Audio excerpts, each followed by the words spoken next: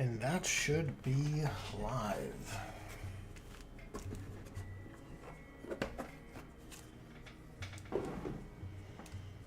Well, Alright EX, welcome to the stream. How's it going? You went to grab the Helldivers? You went to grab Helldivers when the 40k War Bond drops? Maybe. I may. I dabble. I always check in on Helldivers every now and again to see what's going on. I imagine it's something Guardsman or Kasserkin styled. I mean, I presume. It'll be fun. I mean, Helldivers is just a fun time, regardless. So, I may give it another install whenever that time comes around.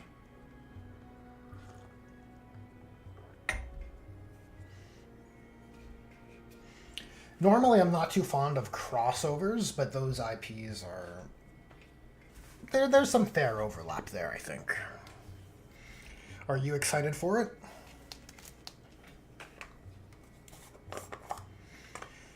I mean, there were rumors of a 40k Helldivers crossover not too long after its launch.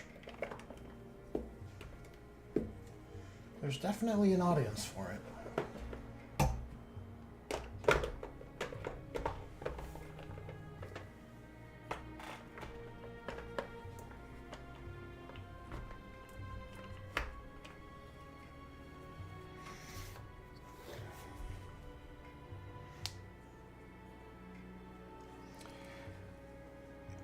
Should be able to get this guy done today.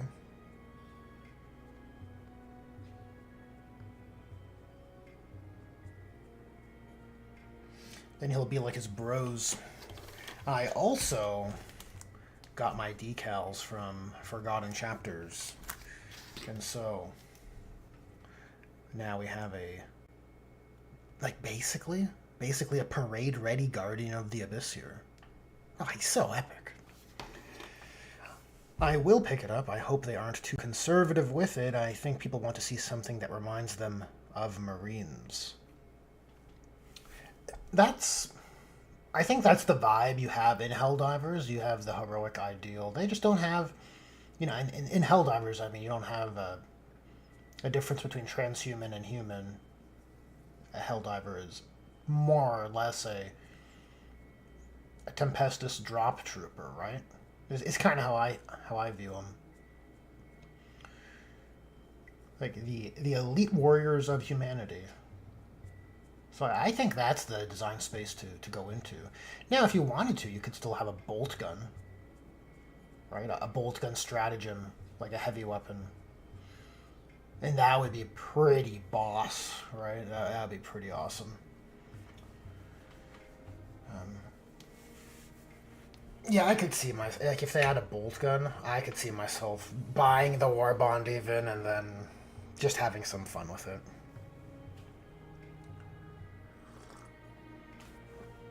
Perhaps heavy armor that looks like a marine, some durability boost. I could see it. I don't know if... See, the only thing about that, while it would be novel and neat to see your guy in power armor running around, I think it might end up feeling a little small. For me, the size difference in Space Marine scale and human, like, the physicality, the difference in physical form between a Space Marine and a normal human is crucial, I think. And I don't think Helldivers design space really can accommodate that necessarily. So it might, if you get a powered armor type, heavy armor set in Helldivers, with a power armored aesthetic, I think it might end up feeling like cosplay, which I don't love. But maybe it's still fun for what it's worth. Like, I can appreciate that. Tremari. SWAT Drama. I always remember the old names. Welcome to the stream. I guess I should get a couple decals cooking, eh? Get some of these other guys with their battlefield roles. It's a bit preemptive, but... I like seeing them come together. And I generally don't do the batch painting. going grocery shopping, so I won't be around longer. Hey, that's all good. Always happy to see you drop in on the stream chat. You know, it's not something you have to do, but the fact you do it is appreciated.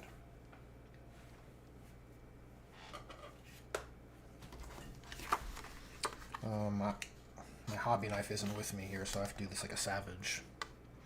Like a savage. Someone who uses scissors to cut out their decals.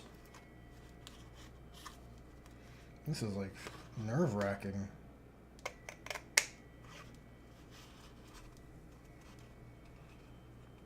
Don't want to damage any of these.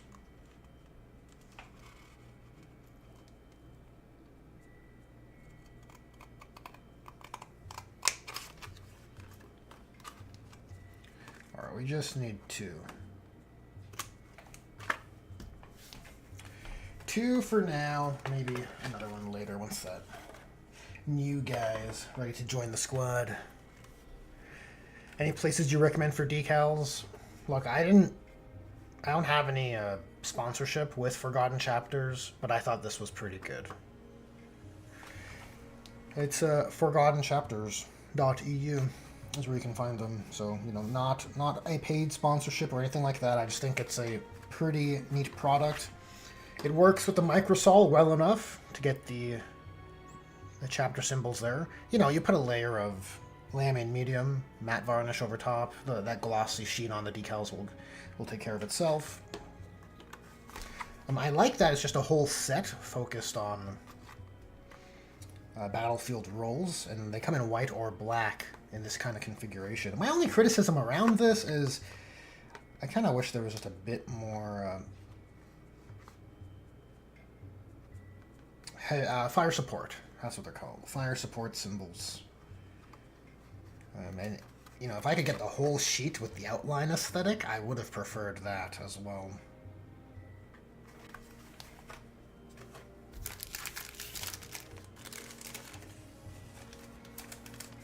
However, from what I can tell, their selection isn't huge.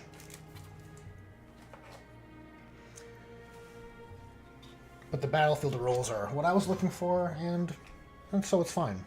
Pollux G, welcome to the stream. Let me know if the audio levels are okay, guys. I've been mucking around.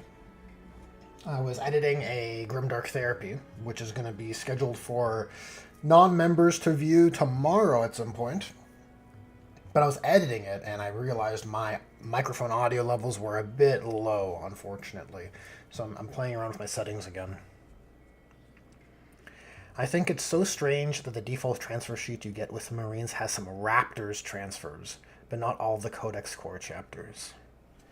Audio is good. That's great to hear it. Yeah, I was surprised to see that as well. Now, what I will say is that actually I have that decal sheet on hand.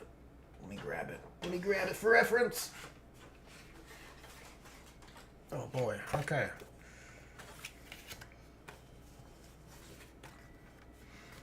Okay. So the modern Space Marine transfer sheet. Is that coming up on camera? Yeah. Oh, well enough. Yeah, you have Raptors here. Very odd. Ultramarines, Imperial Fists, which I get. Salamanders, and look, I have a Salamander's bias, so okay, that's cool. But Raptors is such an outlier. Like, I'm very surprised that Raven Guard is not the one that's here. Especially considering how much of a whore it is to freehand the Raven Guard chapter symbol.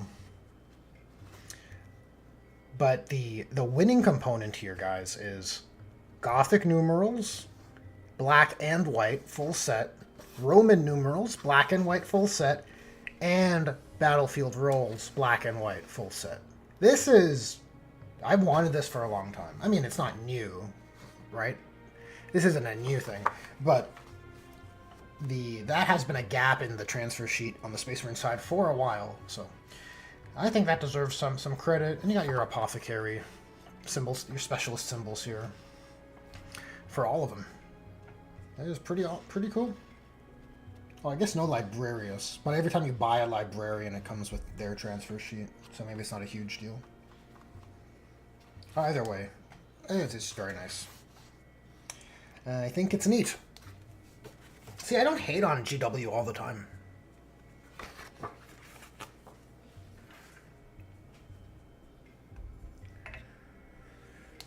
Heading out now. See ya, fellas. Says SWAT Drama. Take care, buddy. Enjoy your grocery shopping. I'll help you buy some delicious delectables. I just finished cooking a bunch of pasta, and I also ate a bunch of pasta, and so I'm kind of ready to just sit and hobby. There's something about the delicious glue that is pasta. The delicious glue. Yeah, this sheet is solid, definitely. Raptors, 4th most popular chapter. Look, they are, as a successor, they are pretty popular. You know, the tactical vibe. I'm a fan. I like the tactical look. I can appreciate that kind of range in the Space Marine characterization. Right, you have your Black Templars on one end, and then you have your Raptors at the other end of that spectrum. I'm just having some dessert here. Tiny orange before we get into hobbying. I wonder if it's gonna make my fingers all orange. We'll see.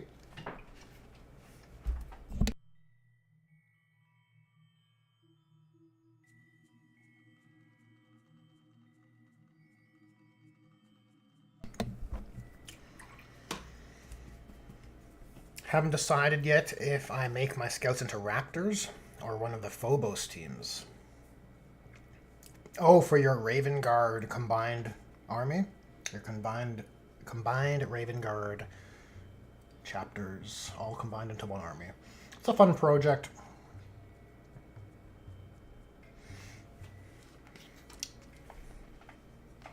I mean, I can appreciate scouts, but I'm definitely not overly fond of them.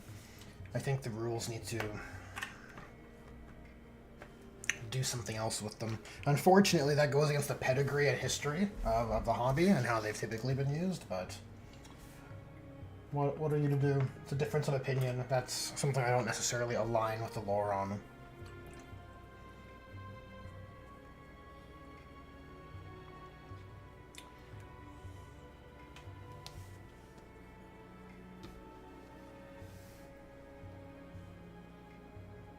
Wow, these just immediately detach from their paper. That's amazing. How about that? Okay. I got some microsol here. Gotta use the microsol with the Space Marine shoulder pads.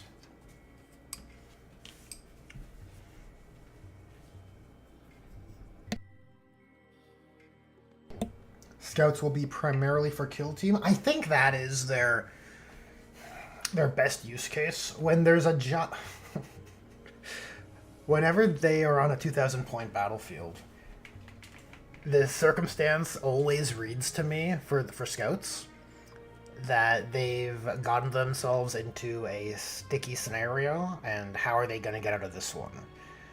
It's like, oh, we've uncovered a very threatening Orc-Wa, and now we're in a bad position because we forward deploy and they are coming at us. It's a bit weird. I think for narrative purposes they're great, but it's almost like sending your children. It's like sending your children to war. I don't know. That's how I view scouts. Like, why would you send the young, the ones who have like unharvestable gene seeds, right? It does not make sense, especially when you consider that it's not always easy for you to have for you to be a successful neophyte for Space Marines, right? It's supposed to be like, I think Ultramarines have some of the most stable gene seed, Imperial Fists as well, and even for them, I don't think it's always a 1-to-1 or 100% success rating. Pretty sure it's always been a dodgy thing. You know, being grimdark and all of this. Still trying to figure out how to translate the Wolf Scouts into a Raven Guard chapter and what to switch in for the actual wolf. Maybe you can get an Age of Sigmar bird. They got some birds in Age of Sigmar, some of the older kits anyways. They had, it was like powered or Stormcast armored guys with big birds. And they'd have crossbows, I think. Maybe you can look into that kit or those STLs or something. Pollux. Aramite says, I wonder how much I'll have to change in my army for 11th. I suspect it'll be all about short / mid-range shooting, fast movement, and flamethrowers. Lol. Francois, welcome to the stream. Flame Lord, howdy. Scouts are poor lore in general. I much prefer Phobos Marines. Like in Cursors, it makes sense that the recon troopers are skilled veterans and not rookies. Yeah, I agree. Right? The Scouts always feel like they're on some sort of training operation. Like they should be in a scenario with a bit more control. They shouldn't be the roadblocks for a World Eater's charge. Oh, Megalis, welcome to the stream. Uncle Will, look at the whole gang's here. This is a party now. Is everyone hobbying or is it just me? I mean, I say I'm doing more talking than hobbying.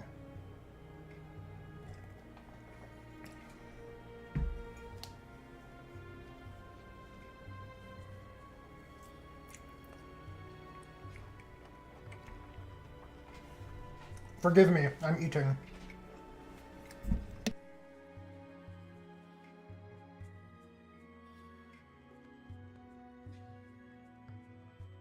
I'll try to spare you guys the mouth sounds.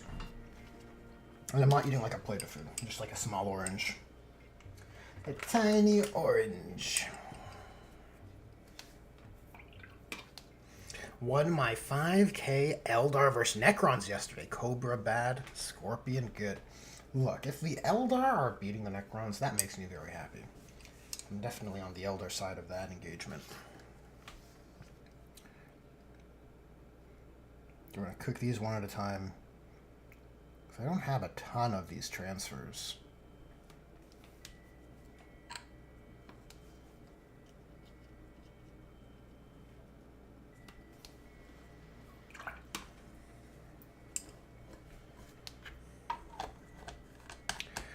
Uncle Will says, I'm out of town. Out of town, and yet you've hopped into chat. Amazing. Working on Son's Minecraft server. Hopefully have time for some priming later. Well, it sounds like you're doing your duty. It sounds like you're being a good dad. I'm not really sure what working on the server means. Is it a physical server, or are you in the game on a private server? I guess it could be either. Okay, let's do some leathers on this guy. The armor still needs refinement, but I want him to come together, you know? He's kind of a cool guy. You know, he's got a little bit of conversions going on. As for leathers, probably use some Steel Legion Drab. Steel Legion Drab. Oh yeah, I did title the stream like something to do with house rules. Really, what that's referring to is my enthusiasm with 11th edition. I'm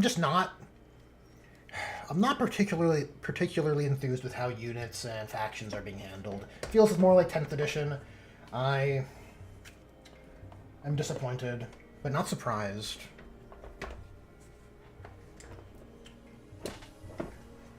And so I may be doing some house ruling. I mean, I say that, but that's more of like a cute language thing than anything else. I feel like it's fairly likely that I'll be doing some house ruling for 11th. Just to get things a bit more narratively suitable, because I don't think, guys, I don't think, despite GW's claims at Adepticon, I don't think narrative is coming back into the game. I think they wanted to look more narrative.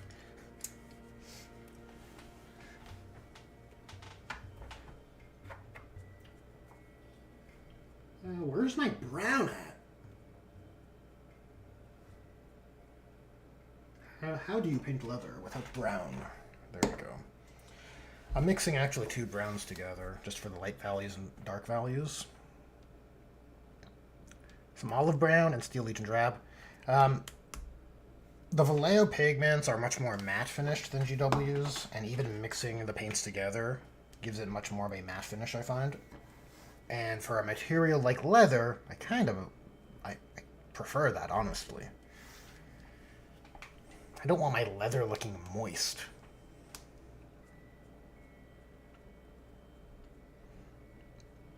Pug Nugget, welcome to the stream. Just saw you there. Not kept up with that much with new stuff. What does detection range mean? Detection range refers to a new mechanic in 11th edition called Hidden, where your units, I believe, so look, I'm going to do some paraphrasing here. This is the general idea. If there's a rules error in my recollection, I'm sure chat will clarify. But effectively, it allows you to not be shot at until you've shot if you're in terrain with infantry or with units that are not vehicles or monsters. And the detection range is normally 15 inches, but we've seen quite a bit of rules previews with many factions having ways to expand detection range. And from what I can tell, it's never stipulated, well, it's rarely stipulated that there's a max to that limit. So, you know, for a faction like Tau, I think it may be more necessary to increase that detection range because they have so much of their value predicated in shooting. But for other armies, I don't know. We'll have to see. You know, it's all rules theory at this point. I think Warhammer TV subscription service is doing some battle reports on the new edition exclusively, you know, to make their content platform feel more worthwhile. And I'm sure that it'll just be the sickest game when they preview it. It's so amazing. It's the best edition we've ever had, right? It's so much fun. But, you know, we'll have to wait and see. I'm not a fan of this wombo combo bullshit.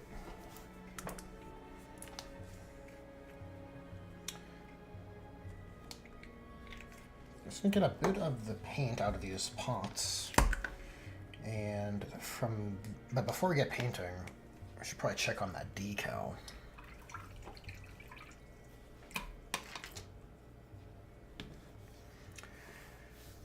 I'm only buying the rulebook, not the box. Have every starter from 2nd to 10th, not buying the 11th edition box. That is damning, Francois, right? That speaks for itself. And that's kind of a shame. Like, it saddens me a bit, right? Because, you know, there's a different timeline where this isn't the case. But I understand completely. Right, this doesn't necessarily feel very cooked. Normally, like, GW decals deteriorate very quickly. So we'll see if this struggles or not.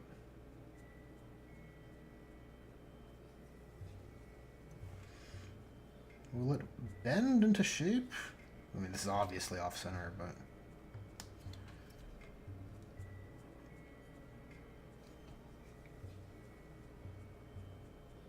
I felt like the hollow symbols here for the, you know, Force Org, or the Battlefield Rolls, rather. The hollow symbols were the right choice when you think of the iconography of the chapter badge. I feel like that is the closer aesthetic.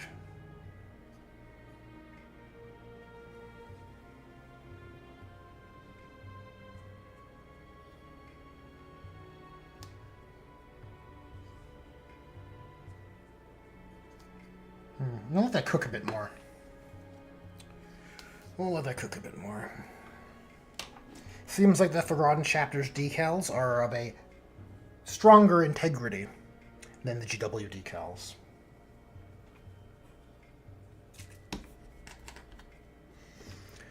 Oh, thanks. That's definitely one of those things I need to play around with to understand. Yep. Yeah, many of the rules are that way. I get you. That's fair. The models aren't worth it for the new box. Marines too character heavy, but orcs are pretty good. Just not enough Gretchen. Yeah, I've softened my position on the starter box. There's a lot of poo-pooing. I still think the Vanguard veterans look not as exciting as they should be, is the nicest way I can describe it. A bit too Adeptus Genericus. It's just not exciting. The Marines being character heavy is not preferred, but it's not necessarily a deal breaker for me. But I think people complaining about new intercessors are kind of in the wrong. I think you want a battle line. I think you want a Space Marine battle line unit in your starter set. I think it makes good sense. And, you know, new sculpts are cool. The banner is also, I think that's solid. Right? Leviathan should have had a banner too. Like Indomitus had that cool ancient. Right? And then you have this, I don't want to say it's FOMO. You have a whole edition to acquire it. But I like the idea of a banner being a kind of timepiece from the edition it was from. So the Armageddon banner is like a timepiece from 11th edition and the 4th or whatever war this is for Armageddon. If, whatever. Those details don't matter, and it's obviously the context around that setup could be better, but I think you guys understand what I'm saying. These themed ancients from different campaigns kind of resonates with me in a metatextual sense.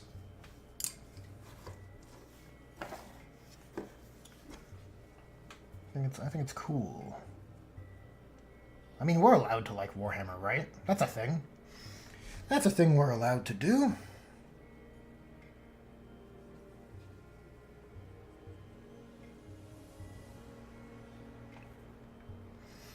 Now, he must put the leather on his...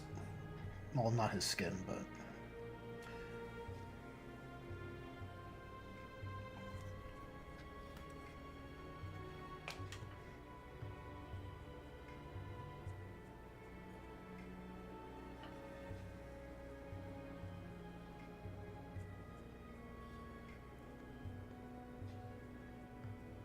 Now we got a bit of an operation system with those grenades in front of the belt. I feel like I'm gonna ruin my precious grenades.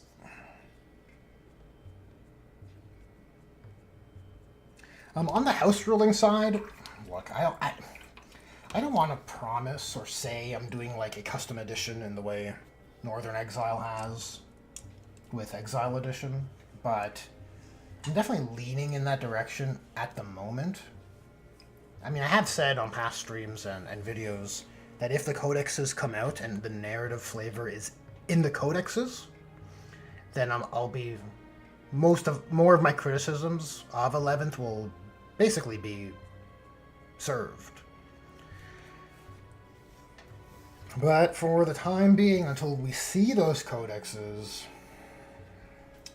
that's how I feel.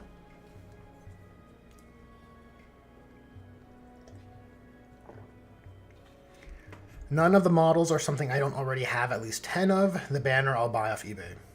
Makes sense. That's the way to do it. Yeah, it's hard. It's hard for true Warhammer enthusiasts not to like banners. Van Vets have just the regular jump packs, the exact same annoying build. So lazy. Yeah, it's... You know, for me, I feel like Vanguard veterans are characterized. What's the unique selling point of a Vanguard veteran? Unlike a Sternguard veteran, it's not special issue bolters or combi weapons. It's fancy melee weapons.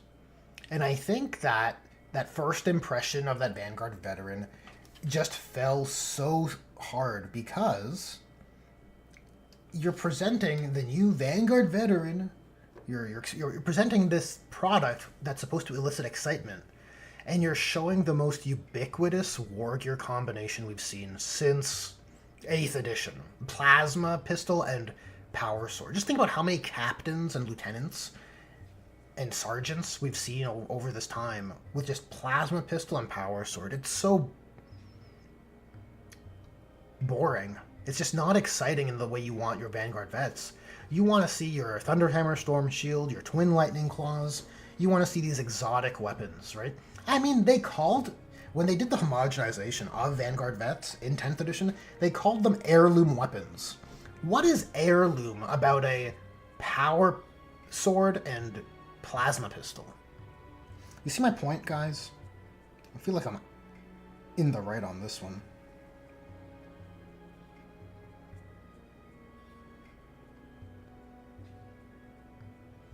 Yeah, this is the most resilient decal I've ever used. What's up with this guy?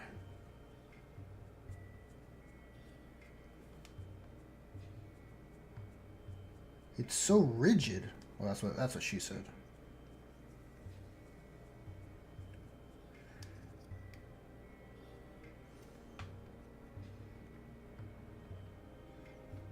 In fact, these Marines here, circling back to the house rule thing I was mentioning earlier, these Marines here are... Well, the project is driven from that same place where I would like to see Marines be a certain way. And by that, I mean tactical squads, Devastator squads, the classic trifecta of Assault, Devastator, and Tactical. And look, I still think you can have your Phobos and your Gravis units, but I think they need to be treated as specialist pieces.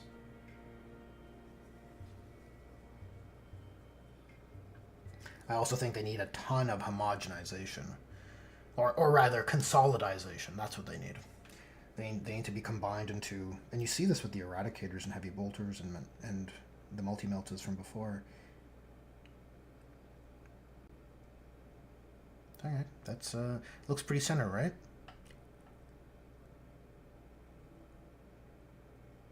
I think so. Center-ish. Look, Space Wolves players have it so easy, just for this reason, right? They don't have to worry about having their symbols on the center. They just make some zigzaggy color palette, and boom, they're done. So these are my pack markings. Everyone's different, because it's painted by the individual. Must be nice. I mean, I'm poking fun, but it is a good look, right? Let's be real. I think the Space Wolf heraldry does look pretty good. In fact, I was tempted to do the heraldry for this chapter this way, but I think as soon as you do that, you're codifying what you're doing as Space Wolves, and if this is an Iron Hand successor, which it is, can't be doing that.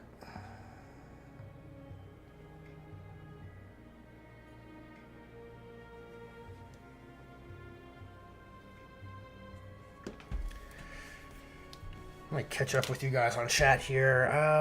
Omegala says, couldn't even mix in some Volkite on the launch ones. Hopefully the multi-part is better. Yeah, I'd hope the multi-part is better. I really hope that you have those war gear options. I mean, we haven't seen the data sheet yet for the Vanguard vets. I would assume it'd be very similar to the data sheet that would be in the multi-part plastic kit. It's a bit weird to make one different than the other, but I suppose the multi-part plastic kit will come out with the codex. So maybe that's justification enough to change the data sheet. Black Templar Crusader Squad is one of the best kits for bits. Can make Brethren veterans and scouts with a bunch of different weapon options. That's a good tip, Pug Nugget. That is a good tip. This is why gatekeeping is good, and new players entering the hobby isn't always a good thing. This stuff is exciting to noobs, and that's who the company caters to at the expense of community veterans.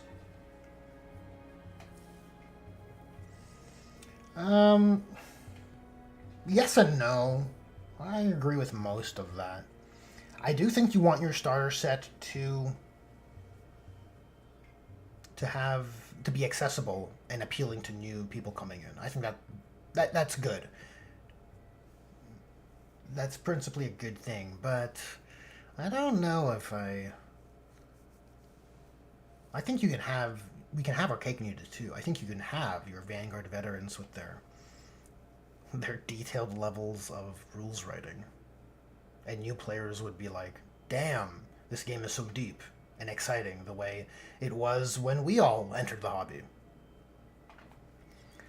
I think there's an ulterior motive. It's not just about dumbing down the game to make it appeal to more people. I think Games Workshop doesn't like managing a complicated system. And they've gotten so many people into this competitive ecosystem that requires constant management. And now they're finding they have this monster to manage. And so they've simplified the game and taken away a ton of options. I think that's part of it.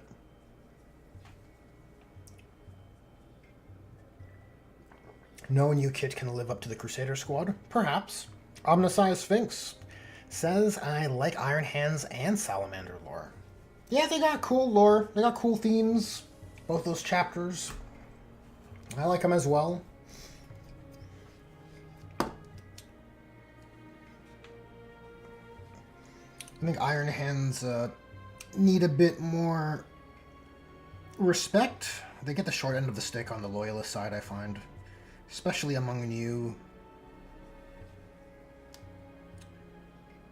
hobbyists.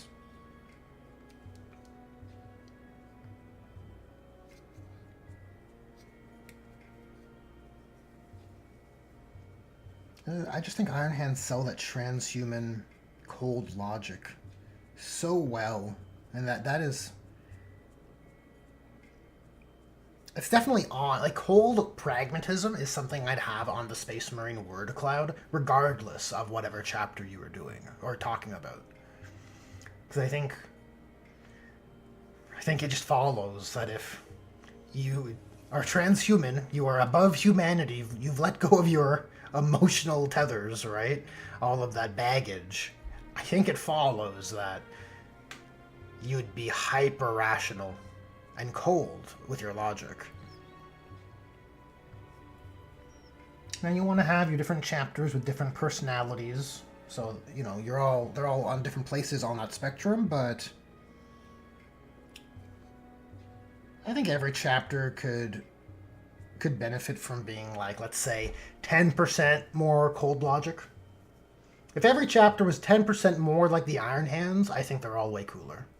Let's put it that way.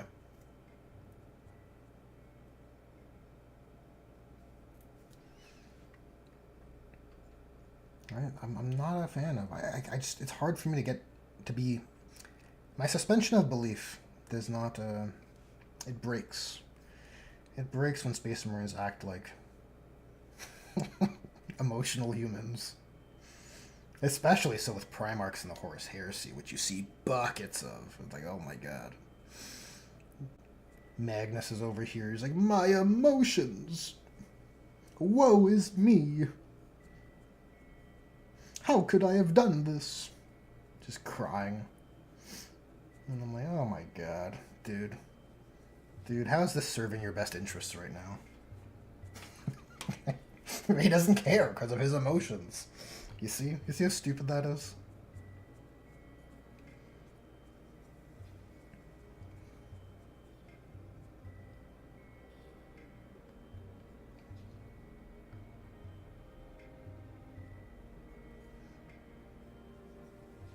I feel like I'm fighting this decal, and I could have cooked for a bit longer, but I feel like the placement is correct, so I don't want to take it off and cook it more.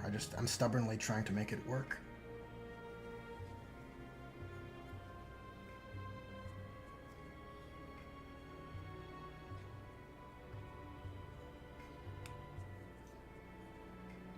Okay, maybe we'll cook it. We'll cook it where it is.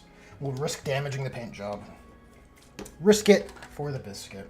Man, I wish I had some biscuits.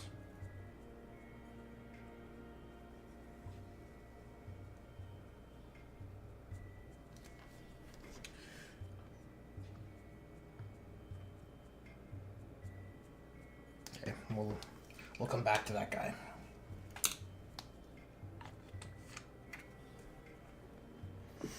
At least with the Primarchs, you need some way to actually distinguish them from one another, and psychology is the best bet, not just different colored armor.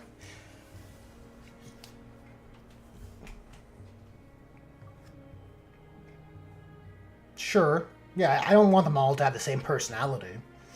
They can all have different preferences, and, you know, Their decision making can be impacted based on tactical preferences and what they believe to be correct.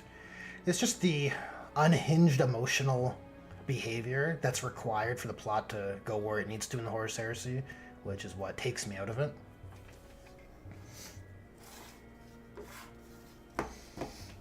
And then there's this like very convenient get out of jail card for that I often see about how it's like Greek tragedy. It's like Greek gods, you know? They're so emotional and distraught. And I'm like, that doesn't sound cooler. that doesn't make them sound cooler. It makes them sound worse. It's it could just be my preferences though.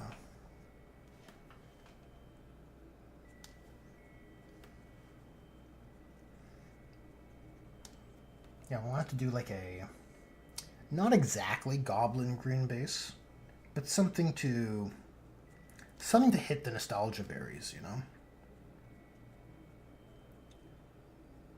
So it's definitely a brighter green base. We bring it down with some washes, and I might add a shrub or two or some kind of foliage element.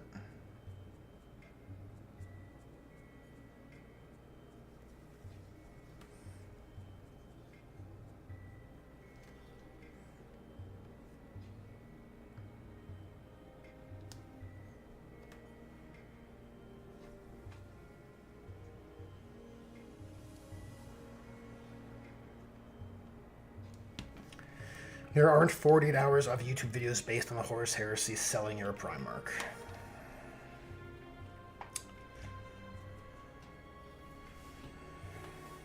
Pug Nugget says, meant the Primaris Crusader squad.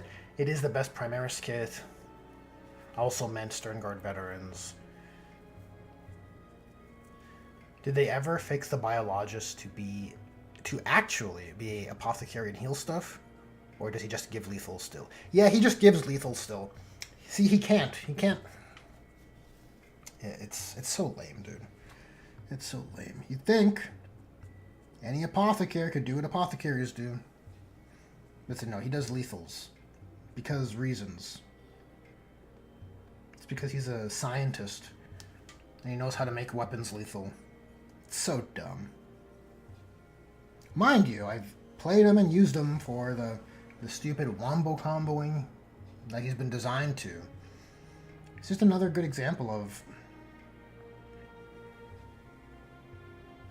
of writing rules to serve competitive use cases or competitive gaming rather than narrative use cases. You know, it's not a good abstraction of the narrative. He should be a general apothecary, and then if you're fighting a Xenos unit, there's some kind of interaction. Like, I think we could homebrew something live if we really wanted to. That'd be more tasteful. I don't think it's that hard, honestly. You know, it could be based on him defeating something in melee like he does, or like it is currently ruled. Mind you, he's not really... Like, he can attach to aggressors to do that.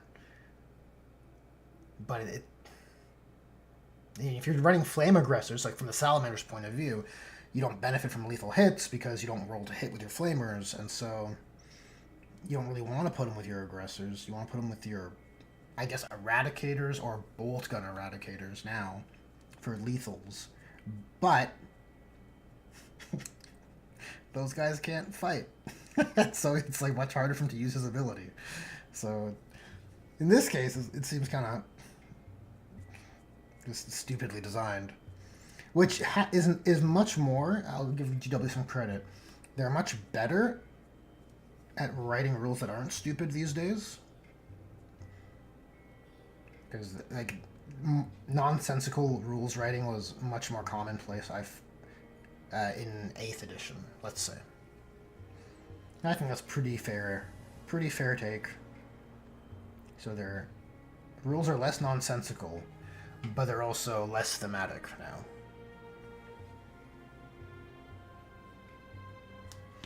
So pick your poison, guys. What do you want?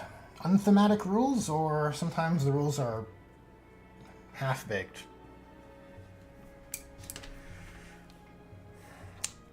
Biologist should be able to heal a little at least, even if he's basically there to just pick up samples of dead enemies to study for weaknesses. Yeah, it actually, he shouldn't even be able to do science immediately. Like, what's this idea? Like, he kills a unit in melee, not even an alien unit, mind you, just any unit, and all of a sudden his unit gets a benefit? That's how that works, right? It's been a while since I've been playing Marines. I'm pretty sure that's how his rules work. He should just get more... Oh, no, he gets more OC. That's what he does, because he's all determined. Because he's collected the sample, and now he's like an OC, a big OC guy. That's fine, I think. But it should really only work with Xenos factions. This is where the narrative butts heads with their rules writing style.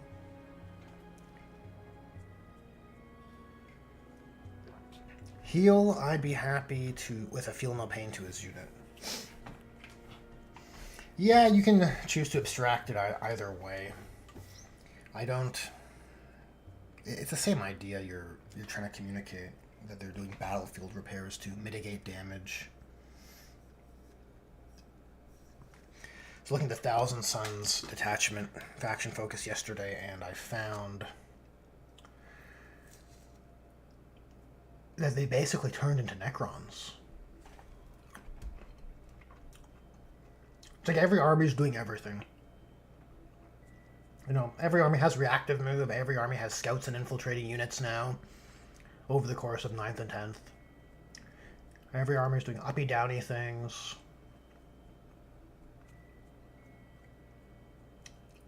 And for a while, you at least had your army rule as like, your unique playstyle or your unique gameplay hook is in your army rule. But now, I don't know. So much rezzing on Thousand Suns. Kind of crazy.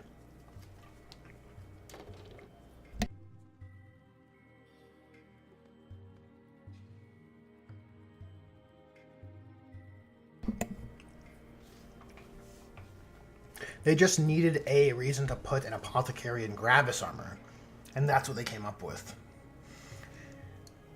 Yes, they could have just made an apothecary. They wanted to add some unique hook. You can kind of see the design sensibilities with other Space Marine specialist leaders, like the different variants of apothecaries and chat, like the Judiciar comes to mind. There's no fancy Tech Marine upgrade, but I think I wouldn't be surprised if we see a Tech Marine in Gravis armor in 11th edition, and then he'd have like a conversion beamer, like the old, evoking the old model. So instead of a cool big arm, he has a cool big robot gun instead of a big robot arm. And then that's what the Gravis Terminator does, and then everyone's going to want it, because it'll be like, oh my god, when he leads your shooting units, they shoot like crazy. It seems a very obvious unit to roll out from a cynical releasing product point of view.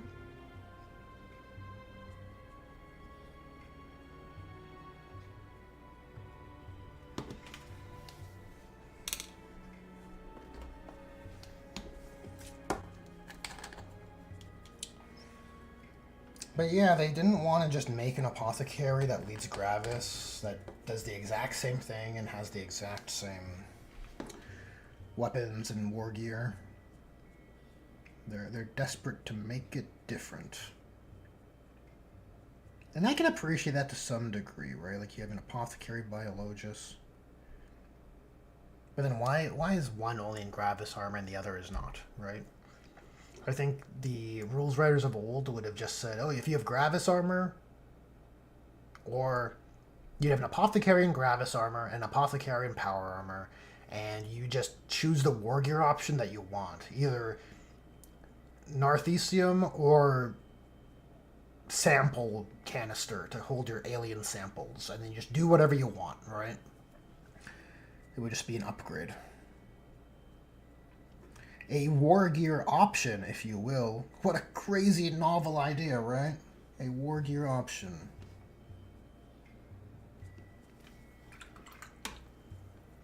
But that's crazy talk.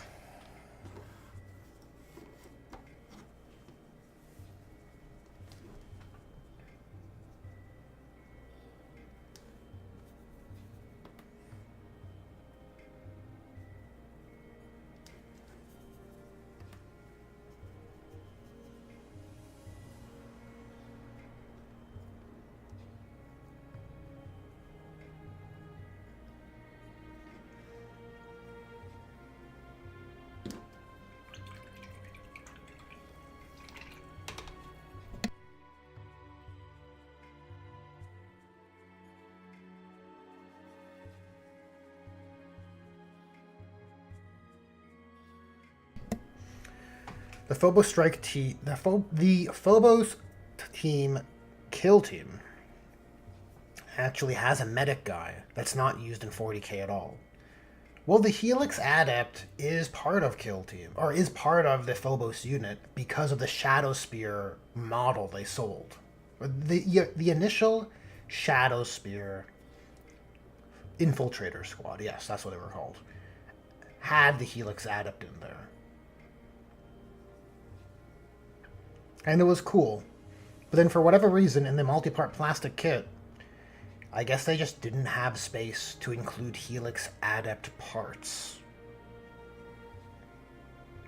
Maybe because they have to make the kit dual build incursors, which is like, look, I can appreciate incursors, but it's such a redundant unit just for unit bloat, and now it's like, oh, good thing I have these incursors, because whatever they shoot at, everything else has +1 to hit, or whatever they do. It's so stupid. Look, I want to share something with you guys here.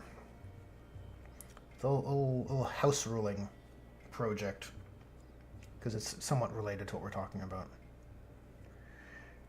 Basically, I want to experiment with this. Let me just change the OBS settings here. Okay. You don't mind my spreadsheets, okay? But basically, I like this idea, okay? Tactical squads, based tactical squads with abilities that make specialist weapons in units hyper valuable. I like this design space. I think it's super based. I also like having weapon skill and ballistic skill in the profile so that you can quantify what a weapon is with much more clarity. If I scroll down, relating to what we were talking about before, look at this, okay? Phobos Strike Team. What if we consolidated all of the various, somewhat redundant Phobos units so that you just have a squad of 10? It's almost like the tactical edge. You have your tactical squad and you have your tactical squad, okay? And it's all Phobos units. And you can have one guy who's an eliminator. You can, any number of models can basically take the Reaver loadout with the mask, bigger knife, and fancier gun or fancier pistol. And, you know, you have your Haywire Mine, you have your comms array, and you have your Helix Gauntlet. I feel like this is way more fun. And it cuts down the amount of data sheets, like, substantially. Maybe eliminators can stay because, you know, a three-man sniper team, I think, has a justifiable application, right? But I think between Reavers, Incursors, and Infiltrators, you could all just do that with war gear. It's a non-issue, I think. What do you guys think about this? The Eldar characters they have done recently are their best yet. Multiple weapon options and an alt head and torso. That's a great point, Uncle Will. The Eldar Autarch is the one that comes to mind. Maybe that's what you're thinking, or what you're speaking to as well. Yeah, the newer Eldar Autarch I thought was pretty good. Pretty good. There's less of an incentive to piecemeal weapon loadouts with Eldar than there is on Space Marines. Unfortunately, Space Marines suffer from being the cow that must be milked. Which sucks, right? It sucks from a rules writing point of view. You know, I'm still waiting for my Terminator Captain with Thunderhammer Storm Shield. The one that I have the short of on the channel. My that baller captain I did for with the Leviathan starter set with his Adrax Agatone hammer. I used that Thunder hammer, and he just has like the most baller cape ever. It's like that guy has drip. All right. I don't often like to toot my own horn with like for hobby projects, but that guy rocks. Francois says, your edition should have Firstborn Marines as veterans, like all Firstborn have more leadership, OC, and something like that. Honestly, Francois, if this project becomes like a what the fact edition, rather than a mod that just, play this over 11th, I think I would just have no distinction. Space Marines are Space Marines. I think most of the Primaris, all the new additions can situate alongside, like with the Phobos team I showed earlier. They can operate right beside the tactical squad, right? That's the big revelation with the Gilliman's Return. You can spin it that way. The big revelation is you have all these Phobos units and all these Gravis units now, and that's if you think about 40k setting, that's a super big deal already. You don't need to have some cringe lore about Space Marines being even better, and then they're even bigger than Traitor Star. It's so cringe, dude. Like, get out of here. And GW knows it's cringe too. That's why they don't talk about it anymore. Let's pretend it never happened. Uncle Will says, and the Dark Eldar Archon. Oh yeah, okay. I'll take your word for that. I didn't look into the Dark Eldar Archon. I saw the model. I'm like, cool, new Archon. Good for the game. Good for, Dark Eldar players. I'm cool with that. But yeah, you want your Build-A-Bear. You want your characters especially. Like those, like the top level commanders are, in most cases, the warlord. They are your guy, right? And so why would you situate them this way? Why would you do that to them?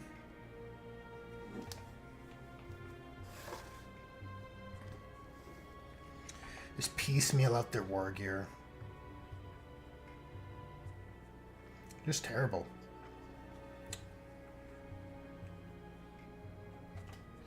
I'm also very curious if the codexes will have Crucible champion systems built into them. Because I think in the timeline, in the world where GW has learned from 10th, codexes have those sorts of systems built in, right? They have those systems built in, and they take care of their sub-factions in like narratively satisfying ways. I don't need my Salamander's rules to be top table competitive. I need them to be thematically satisfying, right? I'll happily take a less powerful detachment if it gives my Salamanders a unique gameplay hook on the tabletop. Where if I'm playing Salamander successors or, proper Salamanders, first founding chapter, it means something on the tabletop. We'll see. We will see. I'm not expecting it, but I would love to be surprised. And then I'll make the video glazing GW. Oh god. I just ruined this decal? I did! No! Where's my... What a tragedy this is. Okay, well, battle damage. That's what it is. Battle damage, guys. Just gonna add a ton of water.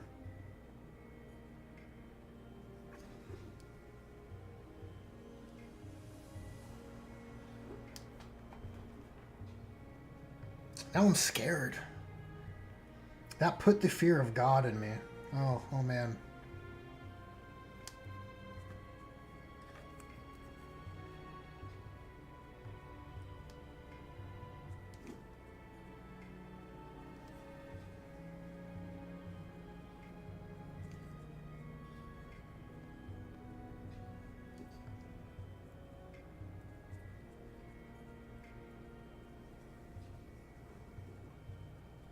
It's a nice colored shoulder pad too. It's got that cold blue.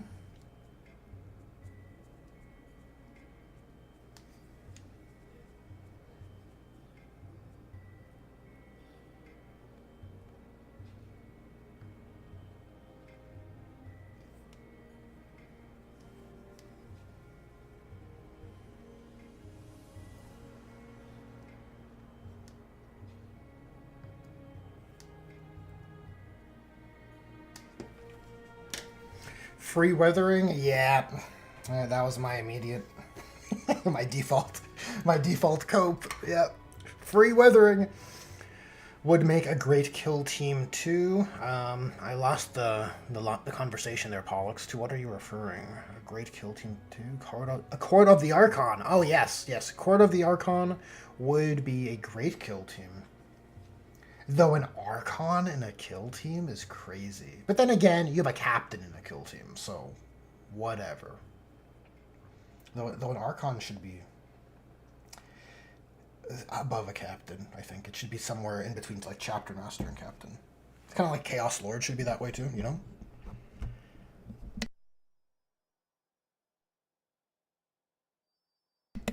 Yeah, Chaos Lord is... I would expect it to be more potent than a captain. Should be terrifying.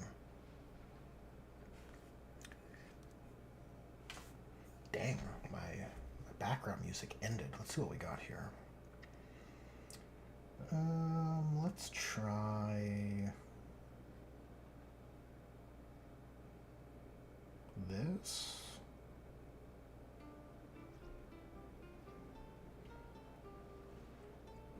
That's a vibe.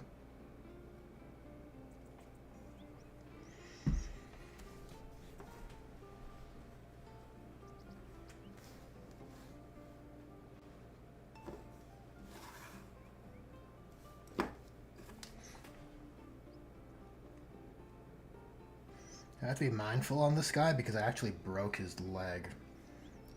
It's a push fit type. It's the kill team Space Marines actually. And I was doing something with him. He was cleaning mold lines, and my strength was so great, guys, that I actually broke him. So I want to be a little extra careful. But I think that decal looks good. Looks right proper, along with his the squad leader, or the not the sergeant, but the sub-sergeant. I think they used to call those squad leaders, like a combat squad leader. You know, like, yeah, even rules like that, combat squads, and I think 10th edition and 11th edition, the modern gameplay of 40k is not like, the core rules aren't terrible. I don't hate those. For the most part, every edition has its issues, right? But for the most part, I'm not bothered by the core rules of 10th or 11th, from what I've seen so far. It's all in the faction rules.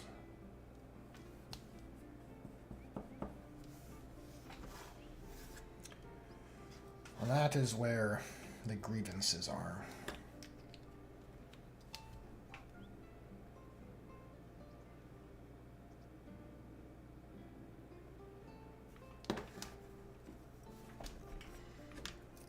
Okay, let's continue painting this leather.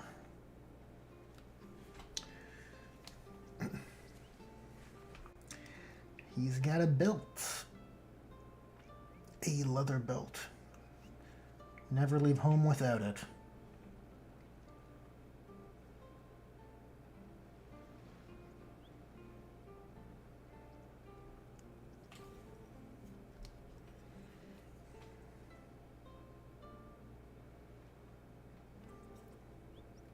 Must never leave home without your leather belt.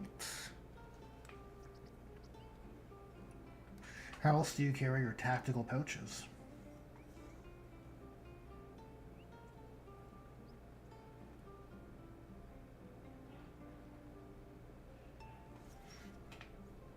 I mean, it's not like magnetic locks are a thing, right?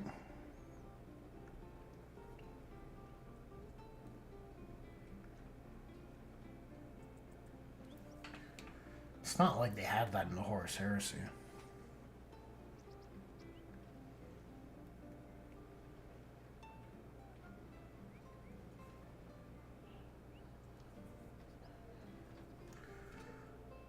I mean, I'm poking fun, right? But if I'm being honest, I'll make that concession for aesthetics. I think the belt does a lot. Just for readability and visual interest, we get more materials on the model.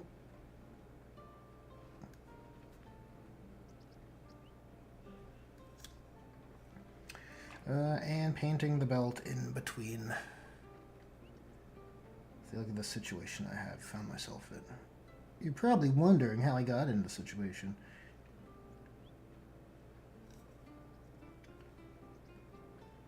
It's because I don't do sub-assemblies. That's how I got in this situation.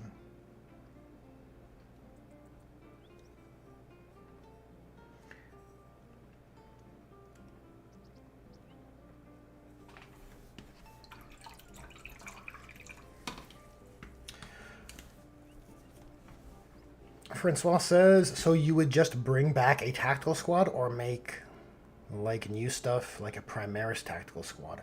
I would just have the tactical squad, man. Like what? Like the intercessors.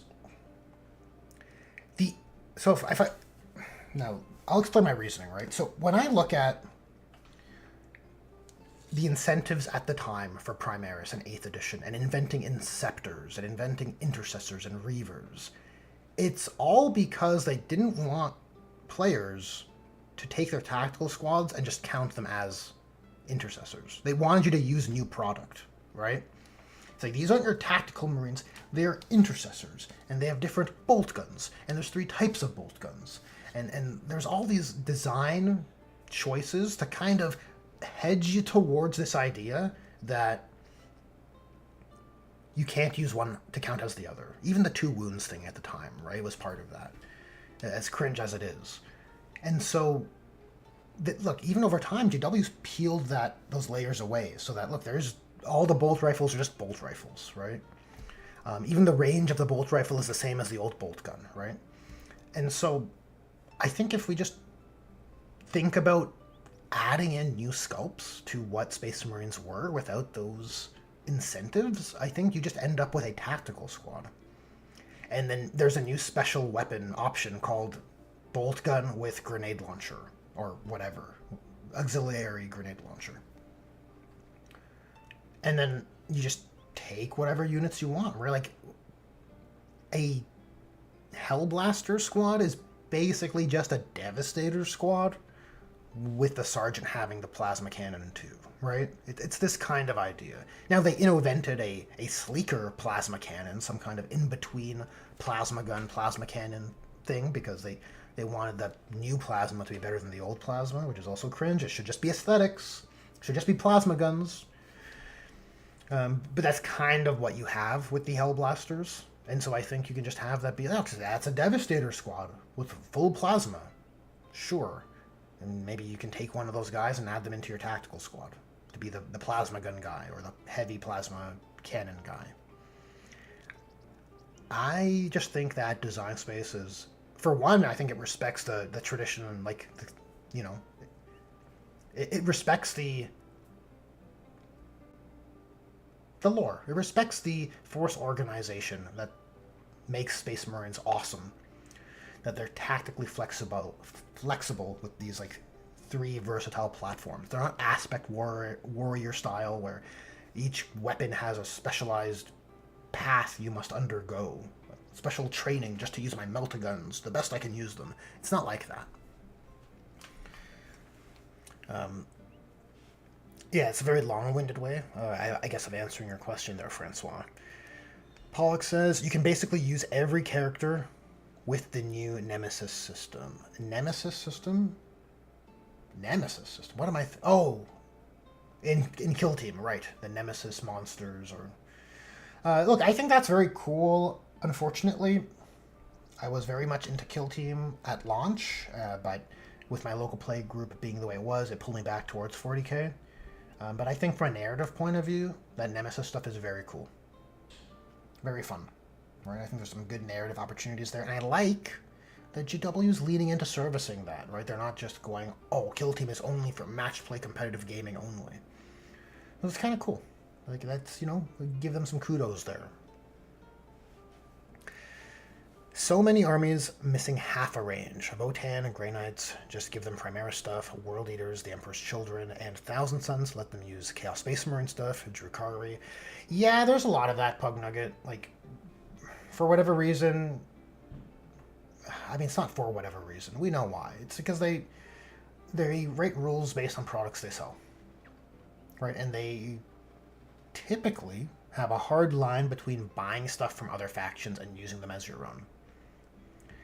I don't know why that is the case, right? Like, why couldn't you have Tau players give them a data sheet in their codex for human auxiliaries and have them just use Cadians, and then you have a picture in the codex showing how the conversion can be done, right? Like the old codexes. It's, I don't know. I think it all is probably stemming from an incentive to just sell product and write rules to encourage selling of product, because I think they understand that incentives drive behavior, right? So if you don't incentivize conversions, you'll have less people doing it, and you'll have more people just buying product. I think. I'm kind of working through my thoughts in real time with you guys. 11th edition sounds better than 10th edition, the Noobtard edition, and is bringing back war gear options and better terrain rules, missions, Psychic Phase. Is that true? Are we getting Psychic Phase back, Francois? Because I haven't seen that. Which is why I was dabbling with a House Rules mod for Psychic Phase. But if we're getting Psychic Phase back, like how it is in Age of Sigmar, which was on my 11th edition bingo card, that is a good get.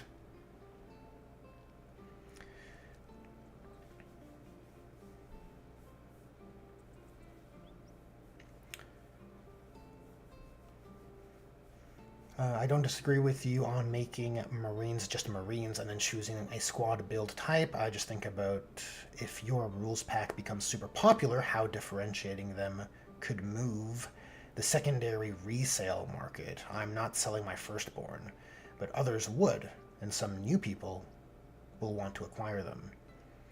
Psychic Phase is a rumor I heard. Can't yet confirm. Gotcha. Look, I'll cross my fingers for the Psychic Phase rumor as well, because boy, is Psychic sad in 10th edition. Super sad, super lame, lacking character. I was talking with Warpforge yesterday, and the topic of what makes 40k as a game feel special, what separates it from its peers. And honestly, I think Psychic Phase is it's such a weird concept if you're not familiar with 40k. Where, we're doing what right now? Psychic Phase? It's so weird. One of these things is not like the others. And I think removing Psychic Phase has really, hurt the game's identity. Now, it wasn't perfect. Obviously, there's things to tighten in the Psychic Phase. But it's an interesting point. SWAT Drama says, I lived. That's true. I mean, on your point, Francois, of the rules pack becoming popular, I mean, that'd be cool. But, I mean, if I were to write a rules pack or an edition, like a rules mod or an edition, like how Northern Exile has or is doing, I would just want to have it be written such that players can use their firstborn Marines. This is going to sound so alien, but unlike GW, I would want to write rules that respects the hobby projects people have done already. Not just write rules to encourage new shit. You got to do both, right? Because I get it, you're in the business of making models. But I think you can have both, right? Because you can just make... A lot of people would still want to, I can buy a new armor mark of my Marines and they have a better scale and they're more detailed because of technology. A lot of people might just buy product anyways, just because they like the hobby. This is their shit. It's kind of cool to up-res your guys, right? It's this idea of I've had my Space Marine Captain for so many years, and now he's going to evolve to his ultimate form. He's going to be big and imposing, going from a 25mm captain to a chonky 40mm base, right? Like, what an up-res. What a glow-up. That's the kind of shit. That'd be cool, right? Because GW is very they get it. They get the appeal, obviously, because they do it with their characters. Look how sick this guy is, right? You know, it's like the rules aren't that different. He's doing what he's always been doing, but now he looks way cooler. So I think you just write rules that are able to respect the existing people's work. I think it's that simple, honestly.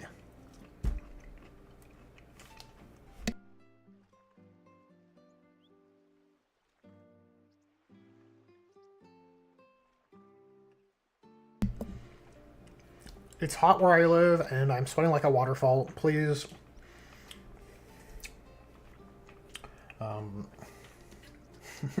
Please end me, says Swatrum. Yeah, I'm sorry to hear that.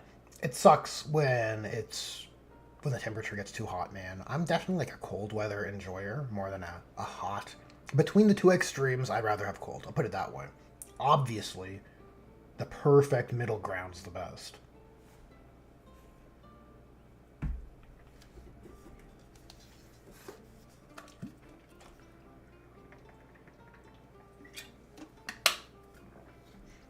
I'm fine with psychic weapons just being weapons, but we should get back to curses and blessings back. Yep, I agree.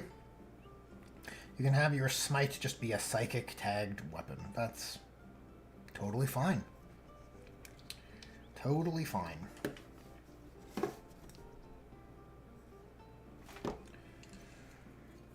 But yeah, you want meaningful buffs. I am actually playing with...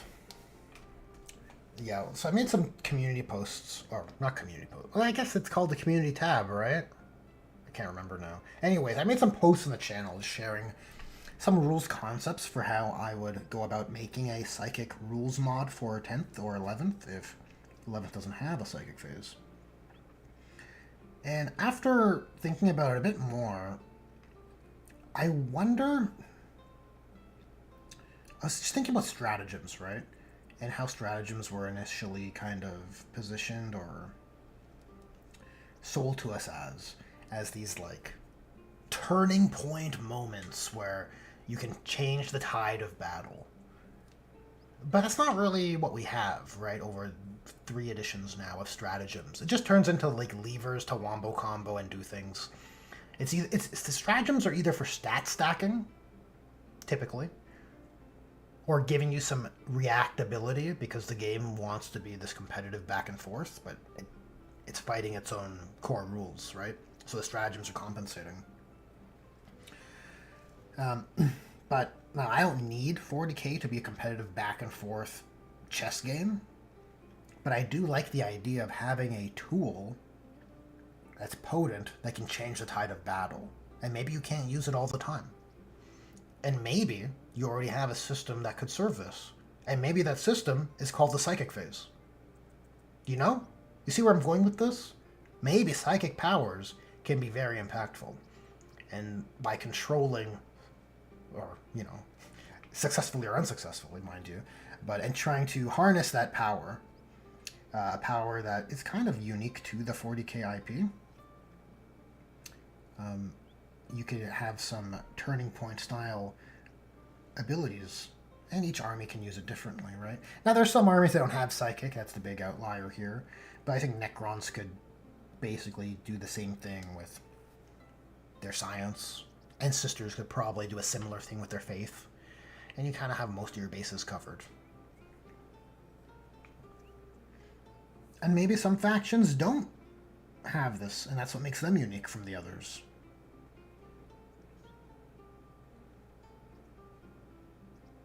What do you guys think about this? Does that sound appealing?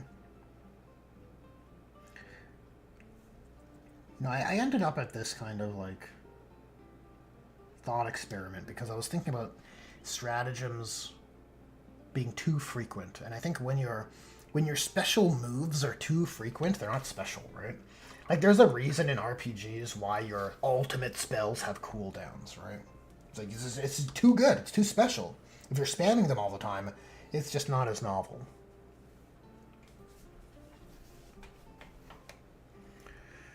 Space Wizards equals win? I think so. Right? And then how neat is that? Like most factions can have a unique ultimate move through Psychic. You know? Like why couldn't you? It seems more compelling to me than I don't know if I like stratagems. I think they are. I like the ones. My favorite stratagems are the ones that are giving you the tactical utility, but I think you could bake most of those into the core system. Right? Like you could just have Rapid Ingress be an option. Enemy turn or your turn, who cares? You have the option. Same difference, right? It's this weird economy lever for like doing shit. And I think most of that could just be removed.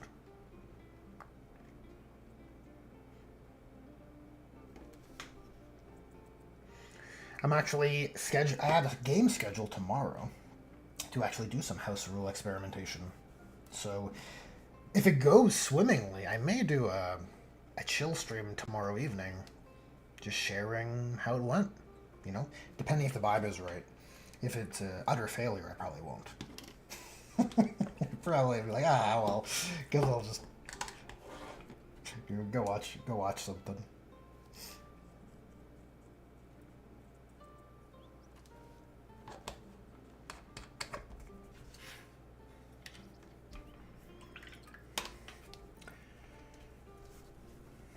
Space Wizards on Warp Crack? Well, you know, you gotta take care of the Thousand Suns, obviously. Would love to see the Blood Pact use their Gore Mages in a game. I want to see Blood God magic. I mean, you could have a similar thing for Khorne. I think you want to do something for the World Eaters in that respect, because they need to feel affected by chaos in a meaningful way, obviously. But Khorne has that hard restriction around Psychic and magic, depending on the setting. And so you kind of got to do something for them. Blood magic's probably the way to go, or blood blessings. It looks basically what they've done with their army rule, which is I don't really love either. Most 10th edition army rules are an improvement over 9th, but there are a few outliers where I'm like, why? Why did you feel like you had to reinvent the wheel?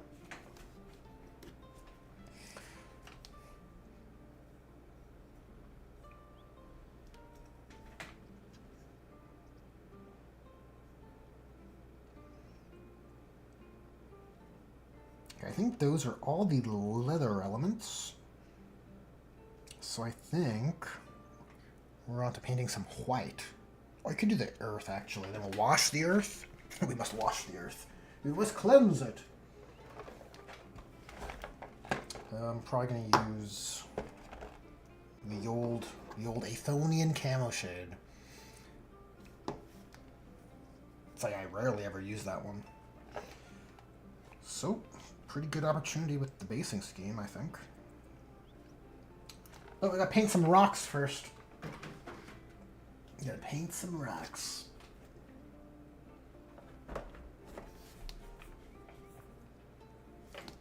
I guess I'll use this, or maybe, I'll use some London Grey.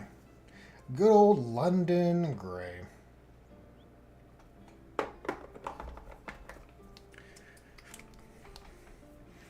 I was thinking more like Skaven on Warp Dust, but in 40k. Yeah, look, if I did a homebrew edition and it was enjoyed by the community, I think the wave 2 would be Space Skaven.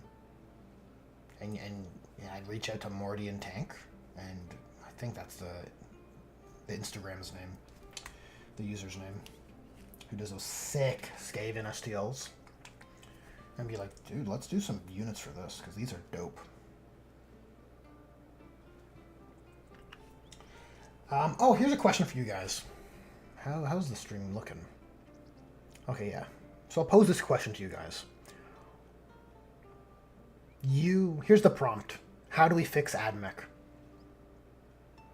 Because I don't think their army rule is maybe serving them best right now. Obviously, I think it goes without saying, they need to be an elite army, like elite skill. They can have a horde unit in the way Chaos Space Marines have cultist units. They can have some cheap units. But the ones that are skilled augmented humans should have transhuman skill, rather. They should have a transhuman level of skill because they are, well, they transcended their mortal flesh, right? But how do you characterize AdMech? Because there's a bit of a, I mean, I haven't given it a ton of thought, but it is an area where I'm like, it's not exactly clear to me. It might be because I have less passion for them innately. But how do you characterize AdMech in their army rules, right?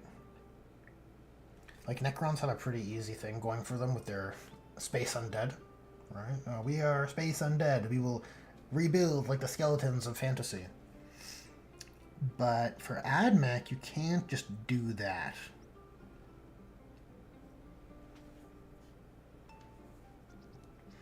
So what is their thing? How do you characterize them? If I think back to their army rule, it was a buffing, a meticulous managing of buffing your units, right? That's what it was. I'm curious to hear what you guys have to say on this.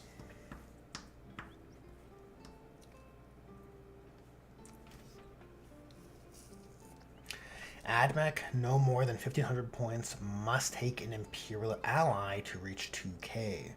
I don't hate that from a narrative point of view, Francois, because it makes sense. That's usually how they're employed. I don't often see just AdMech going to war alone. But you don't often see that with Space Marine. I mean, I guess you do. It's case by case. But regardless, I think the rules ought to be able to have people build their AdMech army. I think that's a satisfying thing in the hobby, right? It's very satisfying to pick a faction and be like, this is what I'm playing, this is what I'm leaning into, and bam, look how sick these guys are, and I made them.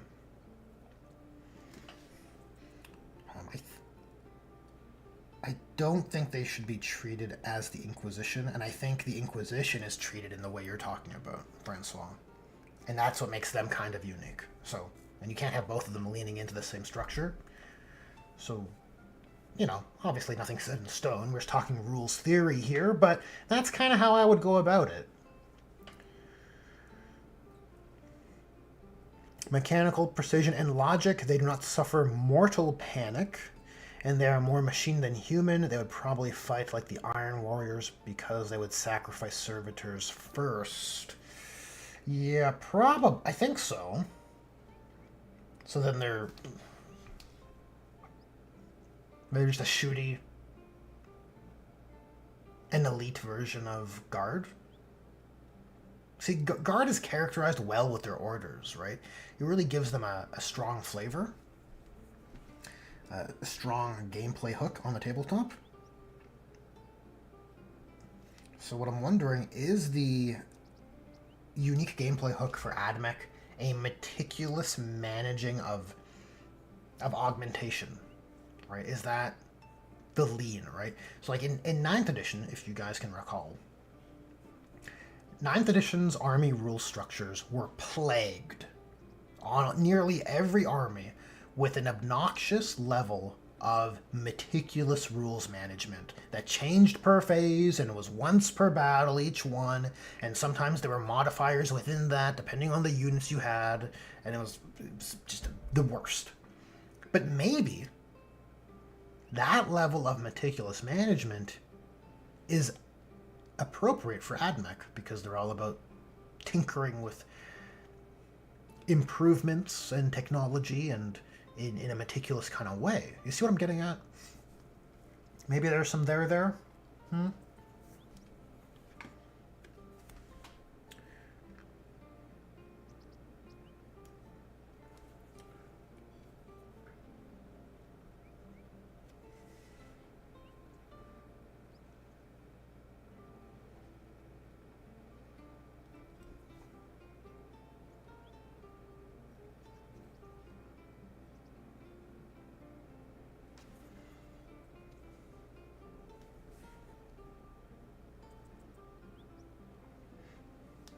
I mean, maybe they don't have to be BS3, but they have easy ways to mechanically augment themselves to BS3 if they want to.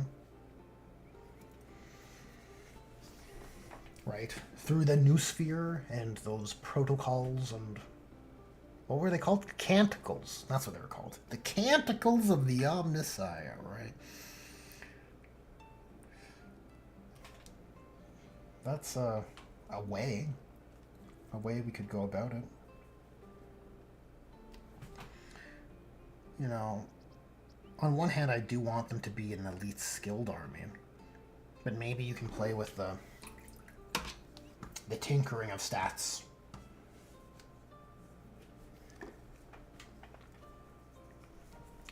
They should have an ability to blow up their own stuff on purpose. They kind of do that a lot in the books. Maybe resource-based, like for tech gain / lost in campaigns. That sounds like a good campaign system. AdMech forcing allies would add elites its flavor, but getting to choose any Imperial faction would lead to a wider meta, limit the AdMech horde feel, and feel easier to balance.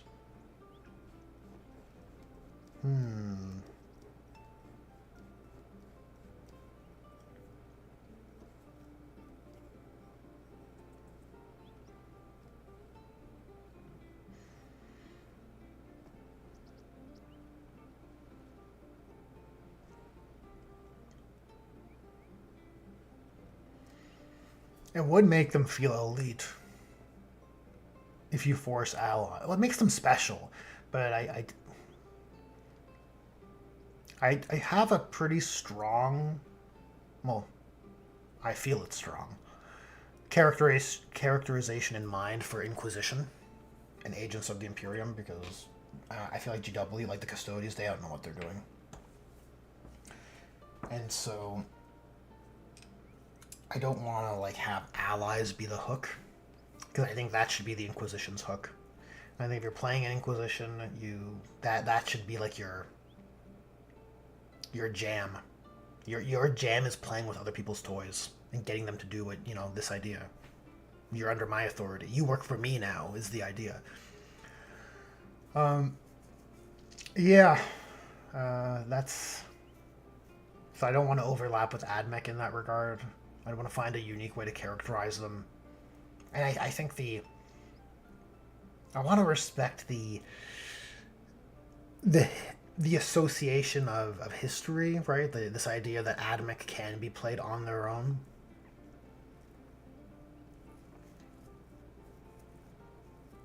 You just gotta find a unique gameplay hook for them. And maybe the meticulous augmenting is the way, Maybe there's something to that, right? Based on your number of tech priests or something, it gives you a budget of, I don't want to say Cabal points, but a similarly meticulous structure. And then you go from there, and that gives you a certain amount of stats you can tweak across your army, right? And everything's all assumed to be connected by the Noosphere, right? You don't have to force ranges in the way Synapse does, because then I think now you want to make your army rules, your unique gameplay hooks distinct, is the idea.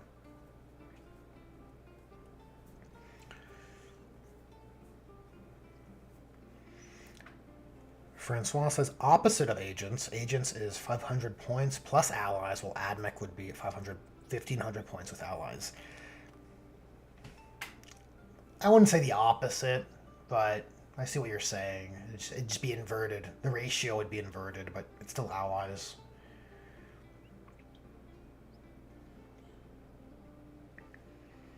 I'm not persuaded by it, but I'm open to hearing you out if you can make a good case for it. I think some mech units should have been put in agents, like Sisters and Grey Knights were. Maybe. Maybe some AdMech units should be in Imperial agents. Right? I think the Ordos are very easy to just slot in Deathwatch, Grey Knights, and Sisters into the various Ordos. Well, the big ones anyways. I'm sure there's an Ordo in lore for like tech stuff. And then you could have AdMech be like the unit you use for that. Or AdMech models or units would be the range you would look to for that. They should be able to stand on their own as an army, perhaps like Necrons without reanimation protocols. Exactly, right? But what is Necrons without reanimation protocols? Right, it's an interesting question, right? So command protocols and reanimation protocols were the two things that were common, well, at least in 9th edition. Those were like the two systems you were playing with. One was passive and one was this meticulous system. But maybe Necrons can exist on their own, with reanimation being what makes them unique. I think as Space Undead, it makes sense. And then I think for the machine cult, and like a cult of mechanics who worship machines, I think augmentation and tweaking stats might be a thing. It could be something.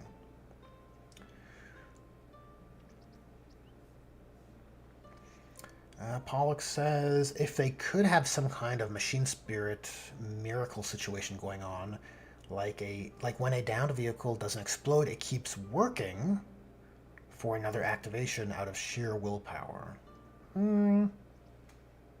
That sounds interesting.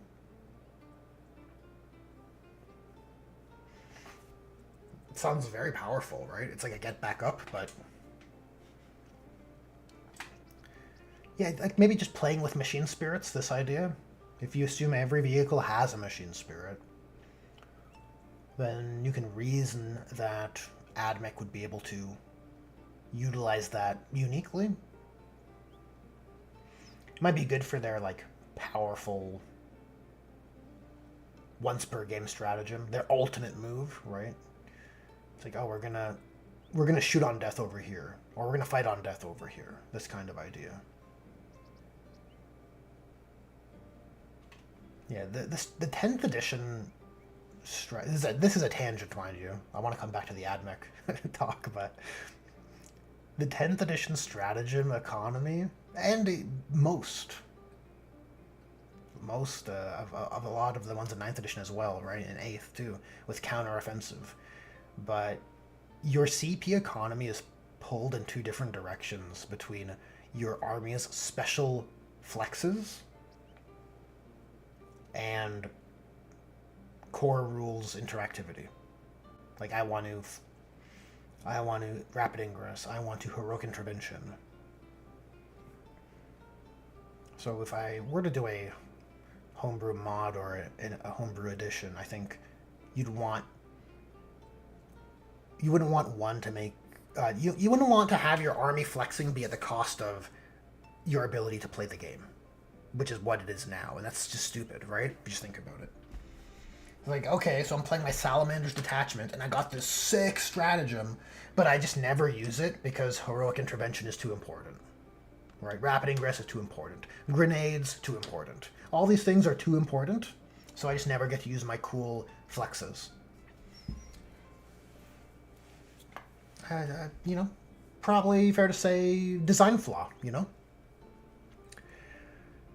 let's see here. I haven't played that much, but I do think the mech do need some technology-centric plays to go with their lore. Makes sense. There is like 35 Ordo Minoris, and one is a techie one. Ah, there it is. Mine are converted from AOS. Caradron Lords, the Sky Dwarves. Gotcha, gotcha. Okay, good pull, Francois. Much appreciated. It's, yeah, I figured they'd have to have an Ordo for tech stuff, right? If they have one about, like, keeping tabs on what time it is or whatever, they're gonna have one for technology. More mid-range gun platforms, vehicles, robots could help AdMech feel more elite. That's true. Seriously, though, I do feel that the mech and Votan would be constantly fighting each other over resources and tech. The mech want the improved plans because it's either heresy or sacred. It makes sense. AdMech might feel they have ownership over the Votan stuff. You know what I mean? It came from us, so that makes them a bit. They can't say the same thing about Tau, right? It's very clearly not of Imperial design, but you can see the echoes of human engineering on the Votan stuff, which I think is neat. My Ordo Minoris tech guys are squats. Well, how about that? How about that? Okay, let's see if this other decal's done cook. Oh my god, it might have cooked too hard. Okay, let's see if I can resurrect it. Live!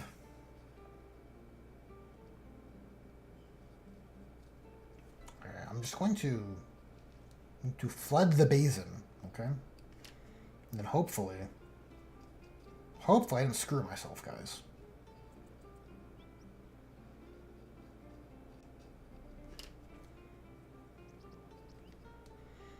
We need more water. Okay, we'll see. We shall see. I guess we'll get some wash going on these white weapons.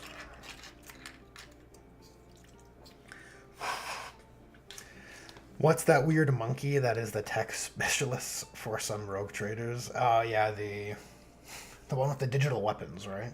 I forget what they're called. One of you guys in chat know what they're called. That orangutan. Those weird technological orangutans.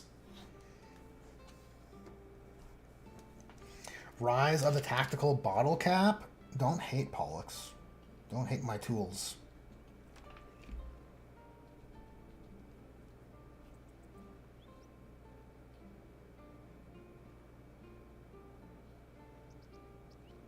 Okay, I think it's going to work, but I need to get way more water. So I'm just going to just dunk this in my water pot. And then pray. We'll pray that it resurrects itself, and we'll go from there.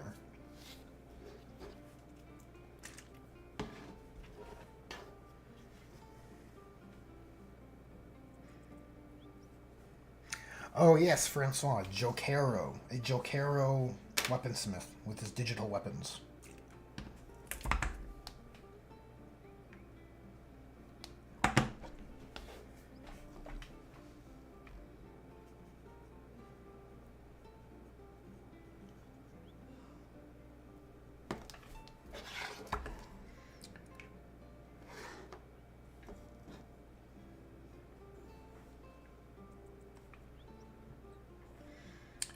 Put the Athonian Camel Shade on the ground.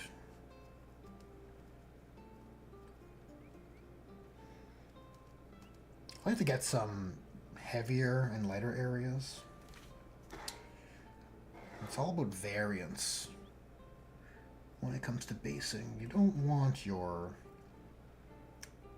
uniformity, right? This isn't like a freshly mowed lawn that's been well taken care of. It needs to look natural.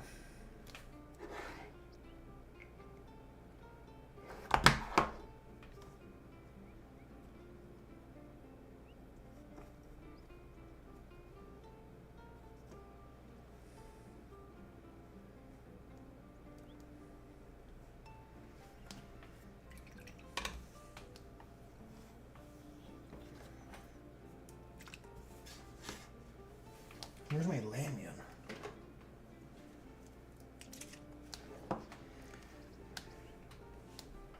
chat editing our comments, Pollux. Maybe. Look, it's not me. Like, I don't have... Maybe there's auto-moderating? I'm not doing anything, guys.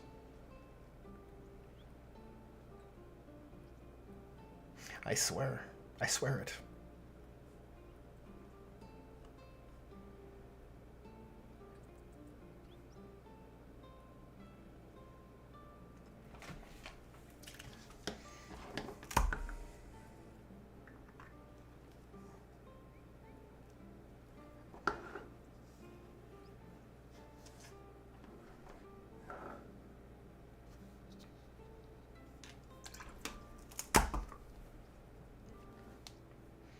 Doing a fair bit of the lambing in here.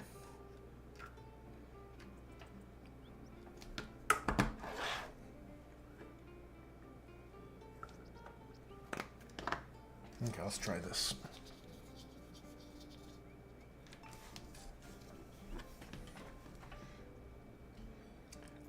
This is... That's probably the right ratio.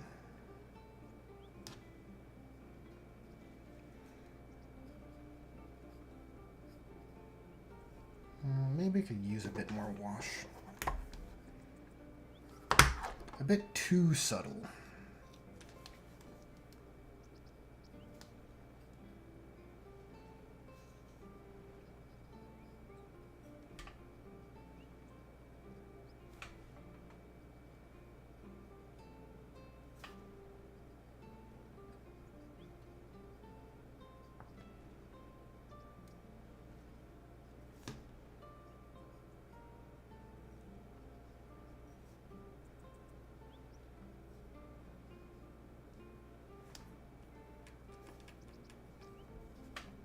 That's heavy.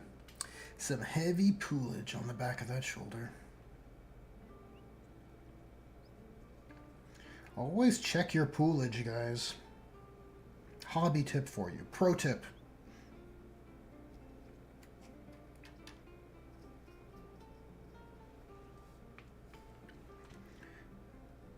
It is a pro hobby tip.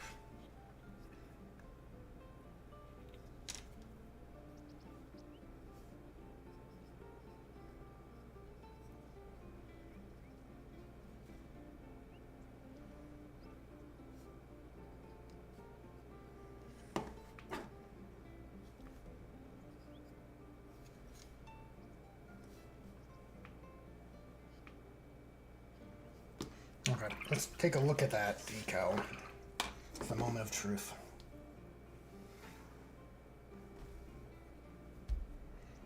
Does it live? Oh, I think so. Oh, nice.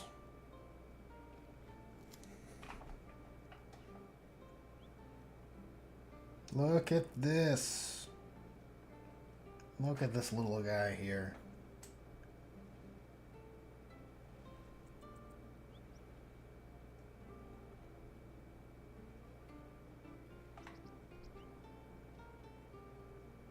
This is like how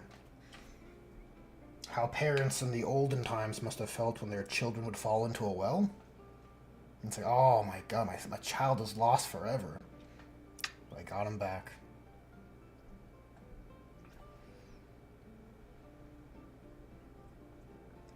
Okay, so here's what we're gonna do. Just gonna moisten the shoulder pad a bit because this decal is definitely cooked.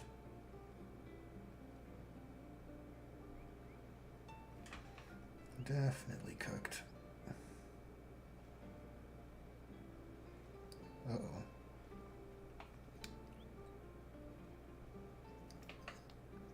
Uh-oh. How am I going to do this?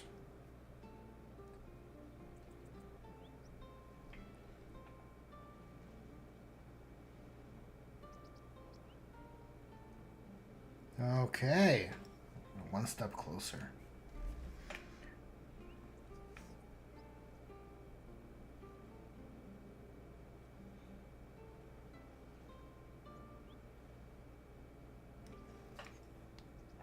Okay, It's got to fix that point. Okay, it was folded over the right way. That's good. So I'm going to neglect chat for a minute because this is like do or die right now, okay? You guys got to respect it. It's going to take all of my focus. I don't want to waste this decal. Now are the other ones. There's a slight gap in the arrow from the trim. Okay. So that's about the right height. I can live with that. But is it center? Is it adequately centered? That's the question. Maybe. Maybe.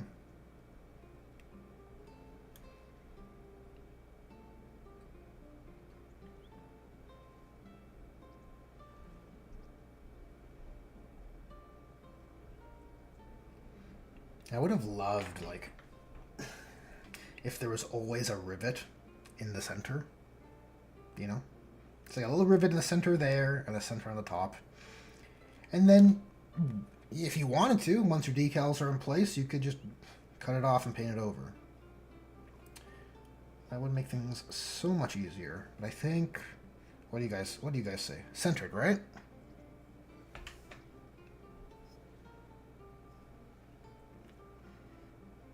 This is a tactical Marine, alright? You can tell he's a tactical Marine from the way he is.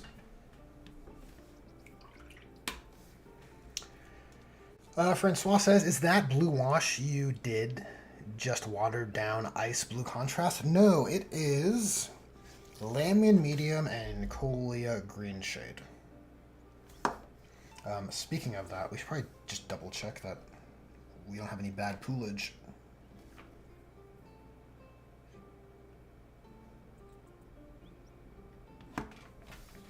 I would actually like another pass. I kind of like... And look, I need to bump up the brightness of the shoulders anyways. I don't have any white paint left. Yeah, I have white scar, but it's the bottom of the barrel, and it's basically dead. But I need white paint to basically make the shoulder pads just brighter. So I'm going to leave the shoulder pads as they are, but I need a good base to layer from. And I like the wash for that. It gives the flat area a bit of gradient, like a bit of value, a bit of depth, which I really like. Like those other Marines I have here, I think they turned out pretty well. The shoulder pads, I mean, just really sells the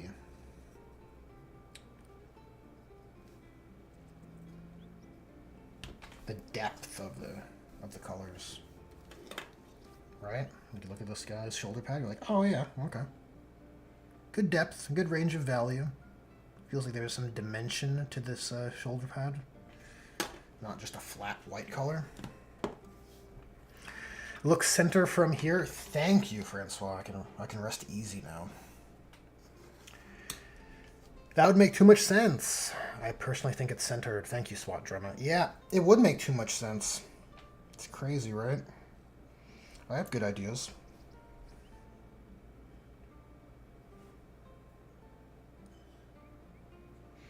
Yeah, I think if we tried this resurrection protocol that we just that I just underwent on stream here, if that was with a GW decal, I think it's a GW decal. I think it's just game over.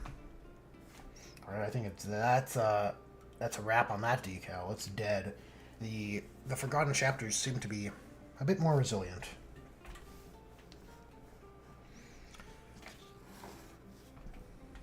You can see our grass is considerably more muted, which is good. It's what you want. I can try using the white I have. It's just a sad paint pot, man. I tell you, it makes me depressed just looking at it. Like when I look into this paint pot, I lose the will to live. Look at this. Ugh. And it's barely paint in there at this point. It's almost like some sort of texture paste. Alright, like if I try and scoop some out, it's... Hey, that's a dry spot. It's usually not that bad. Let's see. Maybe we can just do the eyes, just so this marine doesn't look as... Just give him some style, you know? See, like I have to... You have to search for the paint. It's never what you want from your paint pot.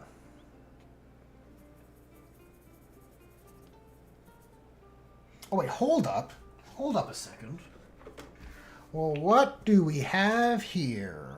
Wouldn't you know it? Got some white paint. Okay, I'm gonna leave that in my to throughout pile. Now this isn't new, but there's definitely paint in here.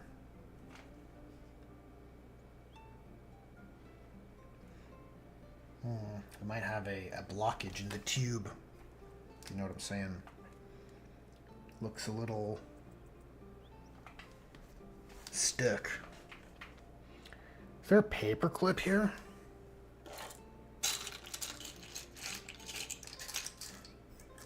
I mean, I guess a knife blade would do.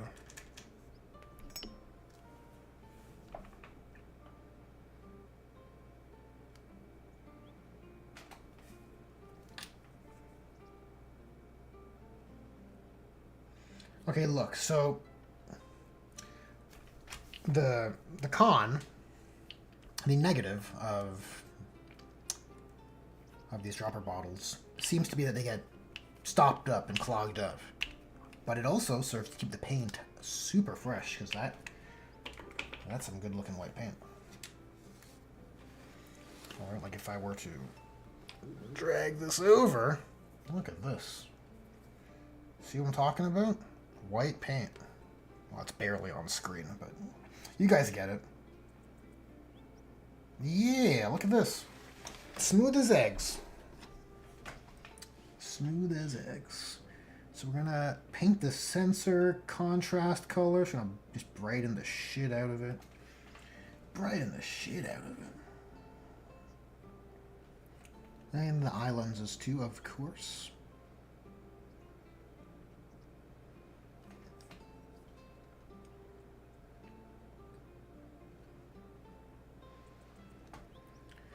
Just going for contrast eye lenses. I like the gemstone look, but like it's not exactly practical. And I feel like I've already painted this guy like pretty nice, you know?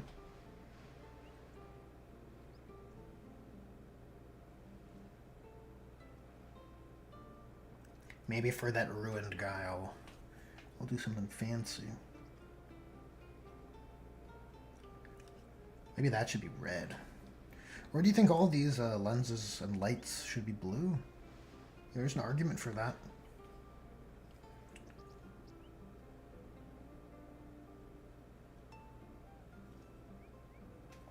What did I do on the other guy?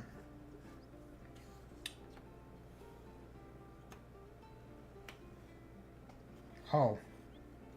I haven't painted him yet. That's why. Okay. That answers that question.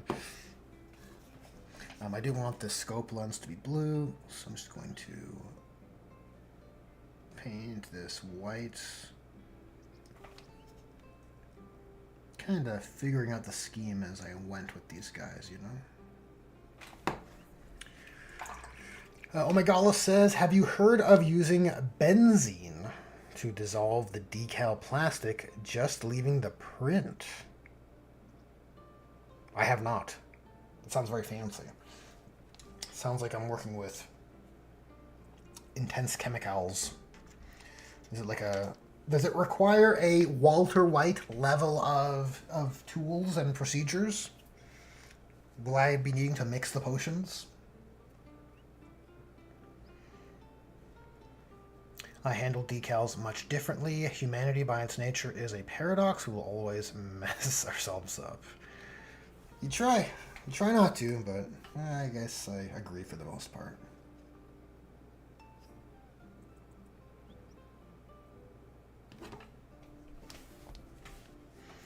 You like green to tie into the base colors? Yeah, I have, on this guy painted, it's mostly blue, eye lenses and sensors, but the extra one I did green. Subtle. It's a subtle difference, right? But I think the green is good. I also did green on the little switch here, too.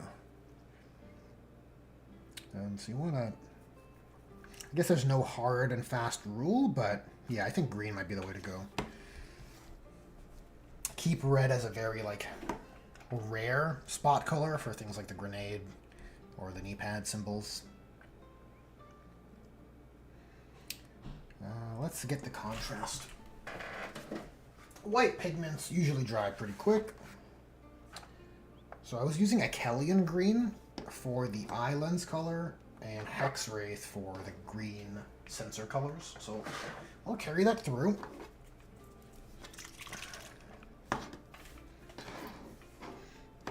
Definitely jumping the gun here, but eye lenses are cool. They're fun to paint, right?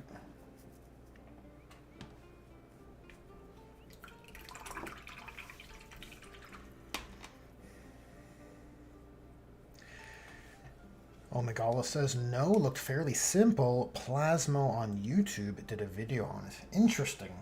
Like, I rely on you guys for that kind of stuff because I don't watch too many other hobby channels on YouTube. Unless I'm looking for something specific, right? If I'm trying to look up for terrain schemes or things like that, I'll do a little bit of research, but usually I don't catch the hobby-related creators' uploads.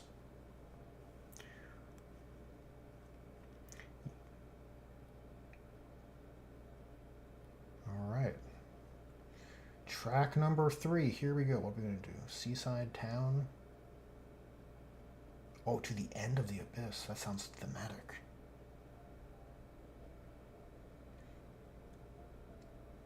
It's like elevator music.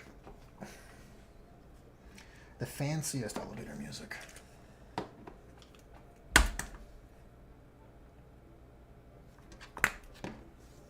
Okay, I'm gonna try some Achelian.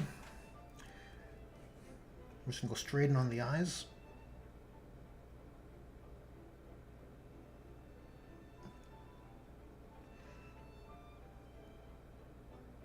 And I'm gonna mix a bit of white with that Achelian later.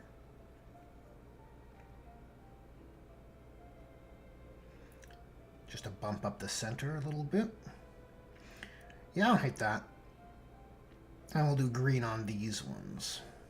Yeah. That'll be pretty cool.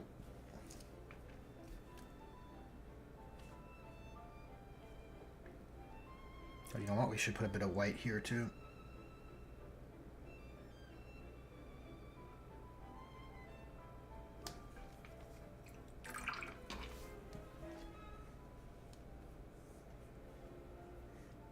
Two laser on the helmet, definitely different colors. I like the blue helmet lenses, but tying into the base colors is good color theory. Valid point.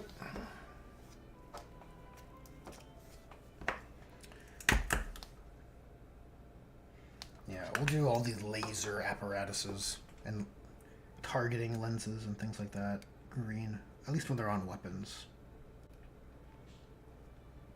Yeah, look at that. Hexwraith is a good color.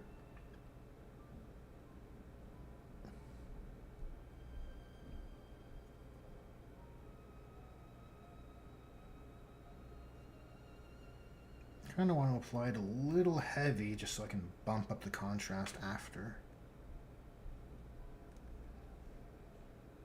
And then on this one, we're just going to go all in.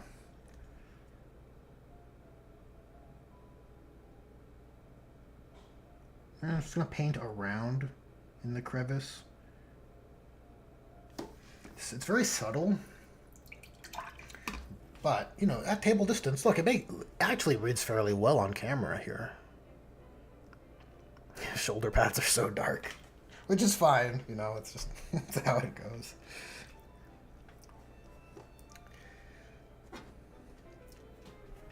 Okay, let's mix a bit of white with the Achelian green. Is that what it's called, actually? Yeah, it is called a Kellyan green. What an annoying name for your color. Because it's definitely not green. I hate when GW does this.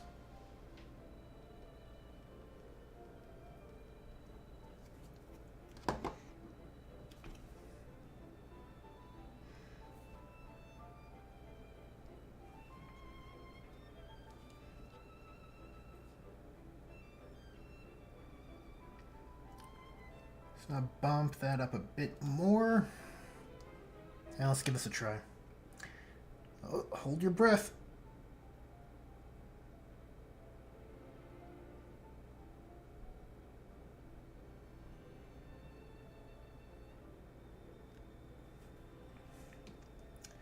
Look, I didn't botch it, okay? Did not botch it.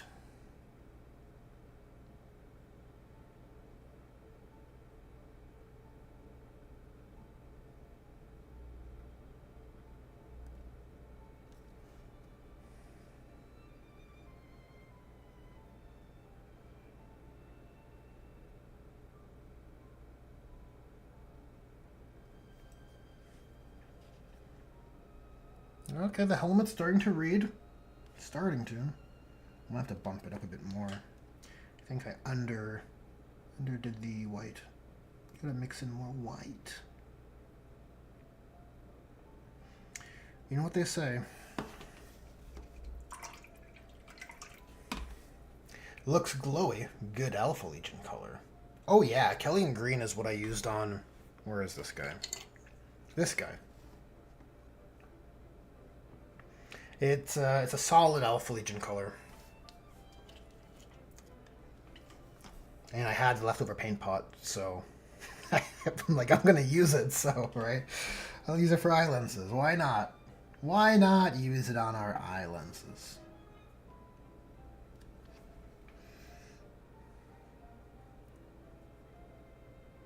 Yeah, Francois, I'm very curious to see if Psychic Phase will be a thing. See, the problem is, the reason why I'm doubtful is I feel like at this stage, we would know. Like, GW would have hyped it up. Because that's what they do, right? The big changes for the new edition. Get excited, this kind of thing. Why would they sit on Psychic Phase? I don't know, right? Like, again, I would very much I would like to be surprised on this. I just feel like they would have been hyping the shit out of it. It's like, oh, you guys want Psychic Phase? Well, you got Psychic Phase, right? They'd be doing that whole thing. You know? Your savior is here. The Loki meme. You know what? I can probably rig OBS to have like a switchboard style effect to play all my favorite memes on command. That'd be dope. I'm sure there's a way. Like a plugin at least.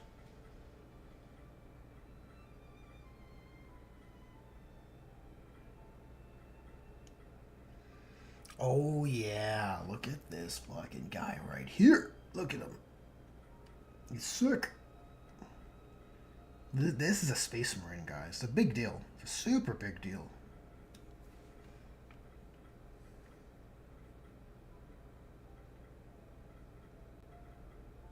I didn't even finish its edge highlighting yet.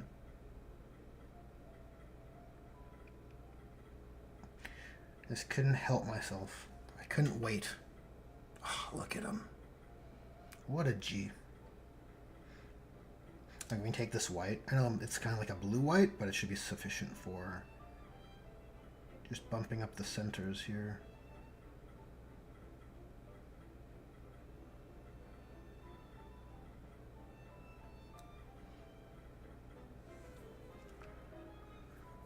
Might have to moisten that a little bit.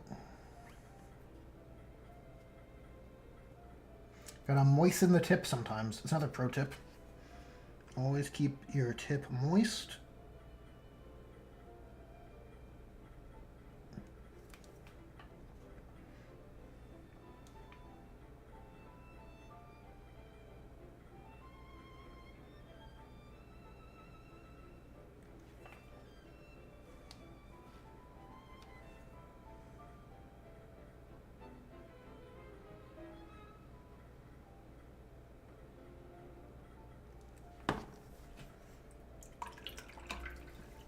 They mentioned something about a psychic phase at the reveal show. I'm pretty sure I watched the Adepticon reveal show, unless you're referring to a different one.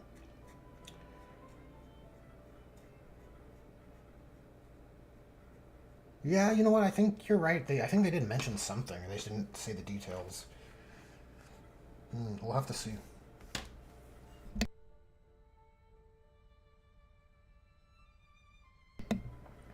I mean, at the very least, so far we've had psychic weapons ignore modifiers. That's the extent of psychic.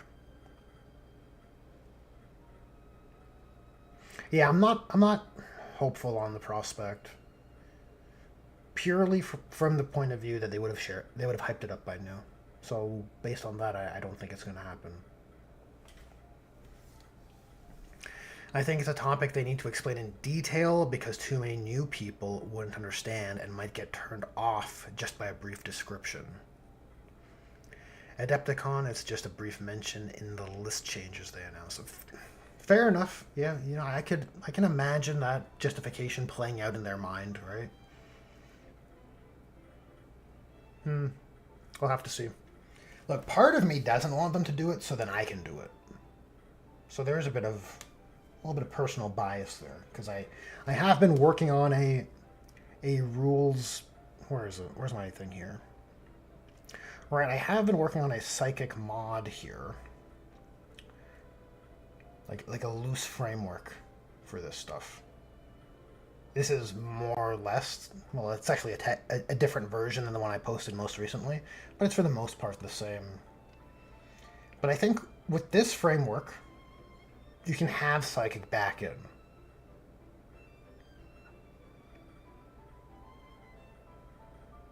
Yeah, it's just old stuff below. Just old stuff below.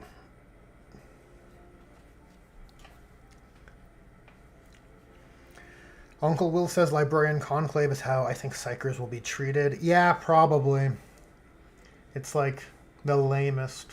It's the lamest. You have to choose an attachment to make your Psychers feel like Psychers. Oh, God.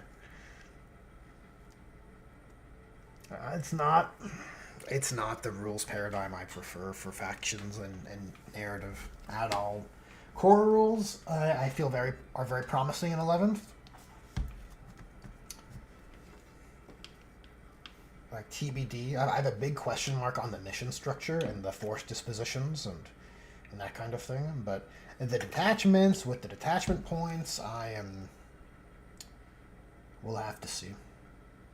If there's no consideration for satisfying 3-pointer detachments for the chapters and the craft worlds and all of this, then I just feel like the game is not serving what I would like on the faction layers of rules. I think I'm ready to wrap it up here, guys, more or less. I don't know, how are you guys doing? Is everyone enjoying the vibe? There's only about 6 of you here, from what I can tell. But look, I appreciate the company. It's not the number, okay? It's the quality of chat. It's not how many people are in chat. It's the quality. I got this Gravis guy. See, he's supposed to be a heavy intercessor, right? But he's actually going to be a Eradicator Sergeant. This is my plan. And I think the Eradicator Sergeant, like the Devastator Sergeant, should have the option to basically have a support weapon or hold a heavy weapon, like how an Eradicator would, right? How Hellblasters, well, not how Hellblasters, how Eliminators work, actually, right? It's the inconsistency.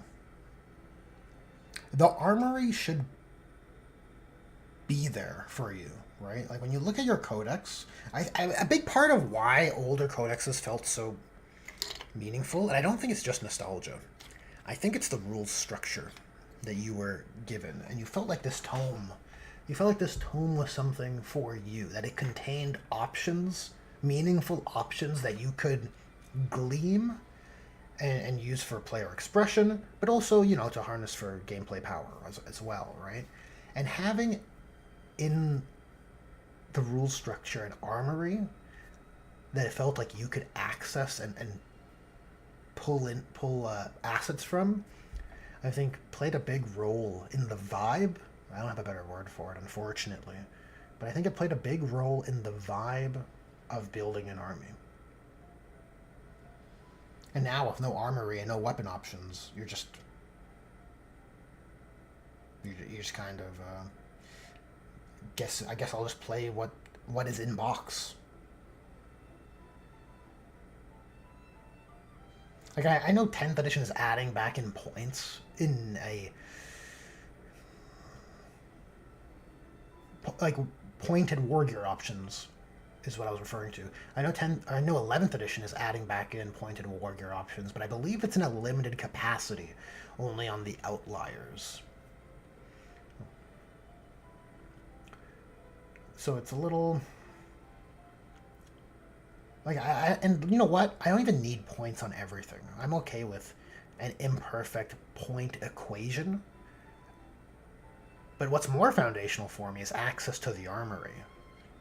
That's what I want. I don't want my sergeant to be limited. I don't want his choices to be limited based on what's in a box in my world that I've purchased. That takes me out of the narrative.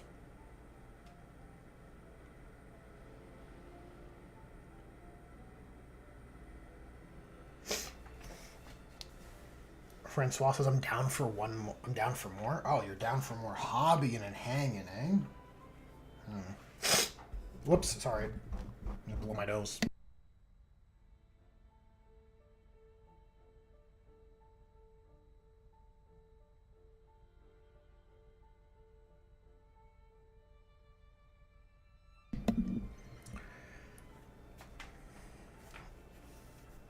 You're down for more hobby and hanging, eh? Well, maybe a little bit. Maybe a little bit.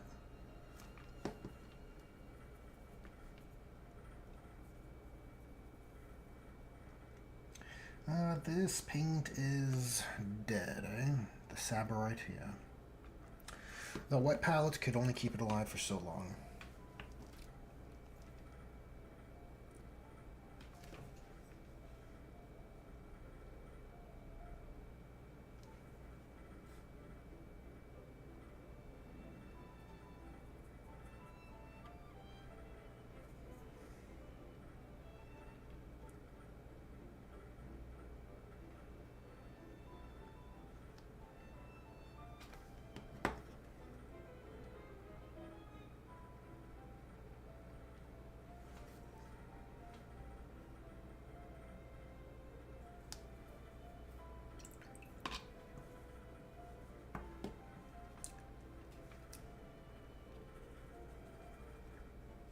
Okay, let's see if we can brighten up these shoulder pads.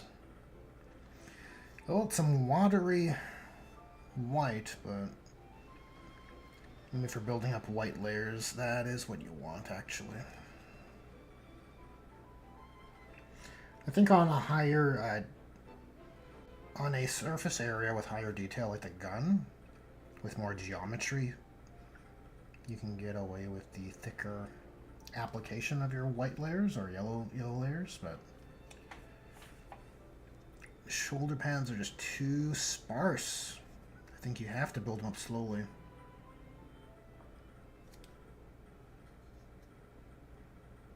I'll try my best to keep the edges darker.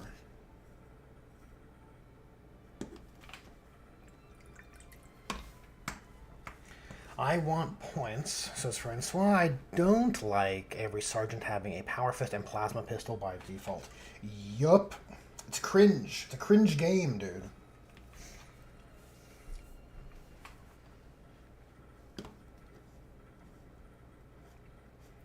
I wholly agree.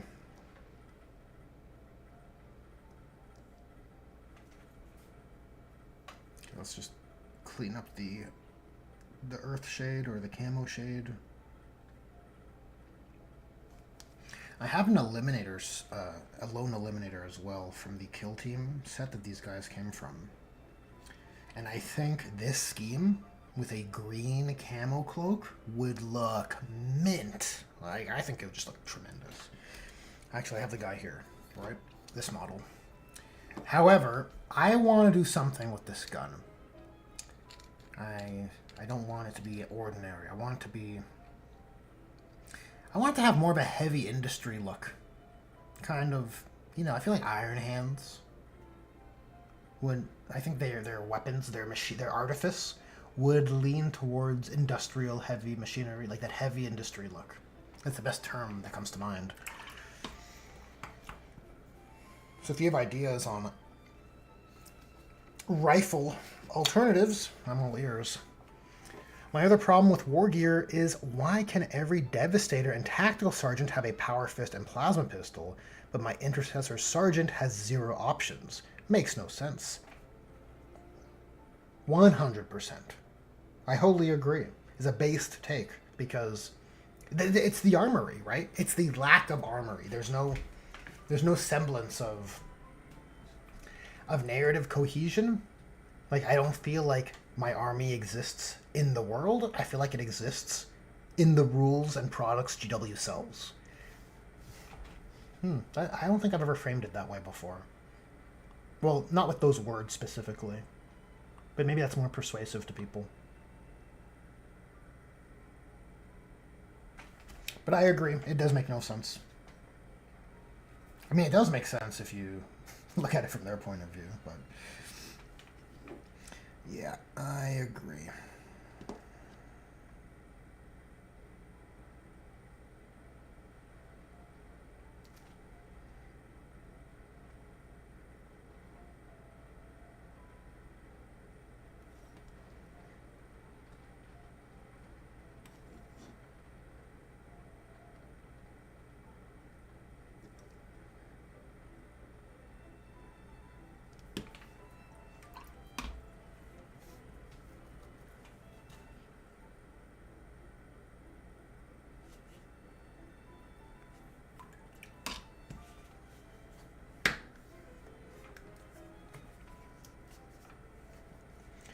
I painted my sniper rifles Thunderhawk blue with Nuln oil. I think it looks good without looking like the rest of my troop weapons. Gives it a kind of elite feel and some uniqueness to the unit/weapon. I'm not opposed to that. You know, you don't really see weapon casing colors be used as a means to denote force org or battlefield roles all that much in GW chapters. But I think that's a fun design space. I'm a big fan of that. That's why I like the Blood Angels heraldry. It's so cool. So cool. I went with knee pads for this chapter.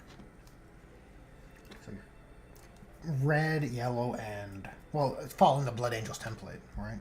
Red, yellow, and blue for the various force orgs. Okay, let's paint a purity seal.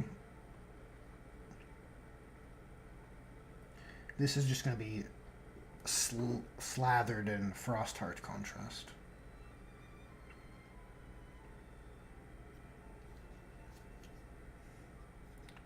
And you know what? Maybe first I should paint the metals. I should paint the bronze.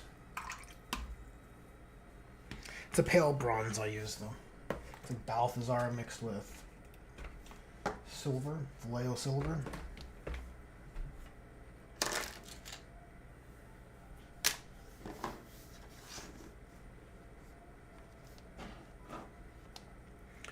They wanted unit gear to match what is in the box, but there is a smart kit building that can make a combo box that comes with all the leader and warrior options in it available or viable. I mean, I agree on Goldwill. They did want war gear to match what is in the box.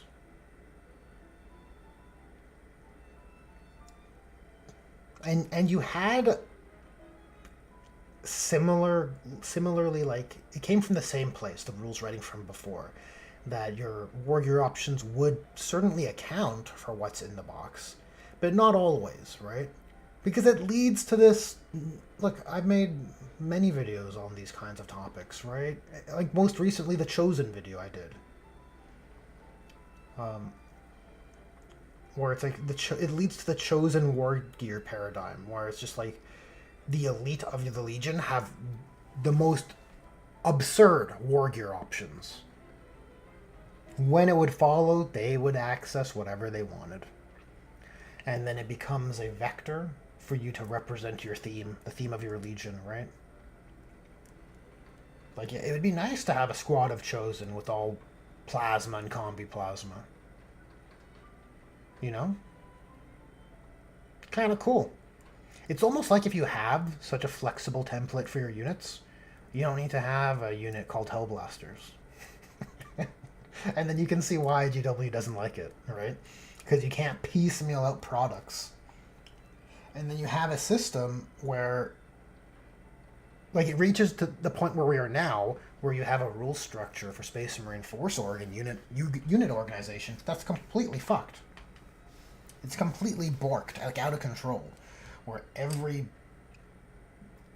weapon has a specialist unit, and only in specific armor configurations, and it's so absurd. I want to use the word arbitrary. That's not the right word.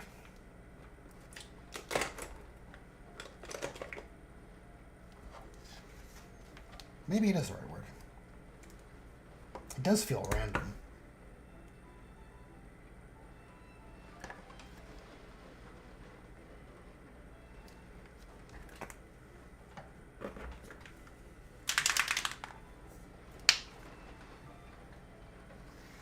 Weather's kind of getting bad where I am.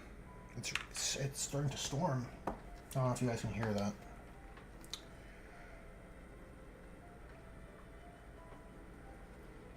Okay, to pale up this bronze. I want it super subtle.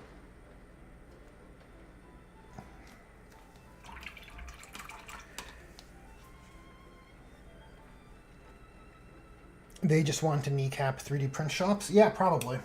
Probably that, and then third-party recasters before them. Which is so stupid, because if they just made product, people would have bought it from them. Right? Maybe stupid isn't the right way to frame it.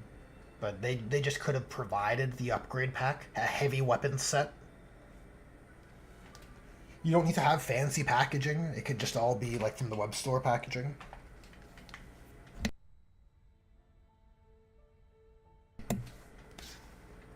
At least I think so. That's the consensus in my play group. Most people would have just bought the upgrade packs from them.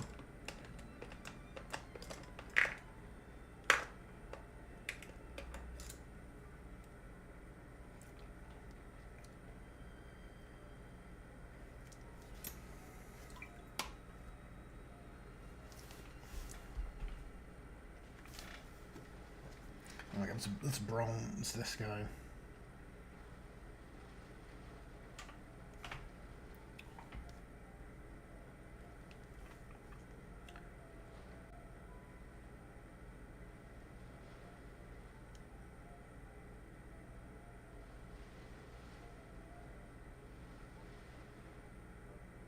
I mean, I'd like to do this perfectly, but it's not the end of the world to clean up the armor. Definitely not the best brush for this, though. They bloated Space Marines so hard with the Primaris line, they finally had to start circling back to bolters. Yeah. Oh. It's a blessing and a curse, I guess. I always had, perhaps naively so, the notion that they would eventually bloat the range so hard they'd come back to tactical squads. But I don't think they want to deal with war gear options.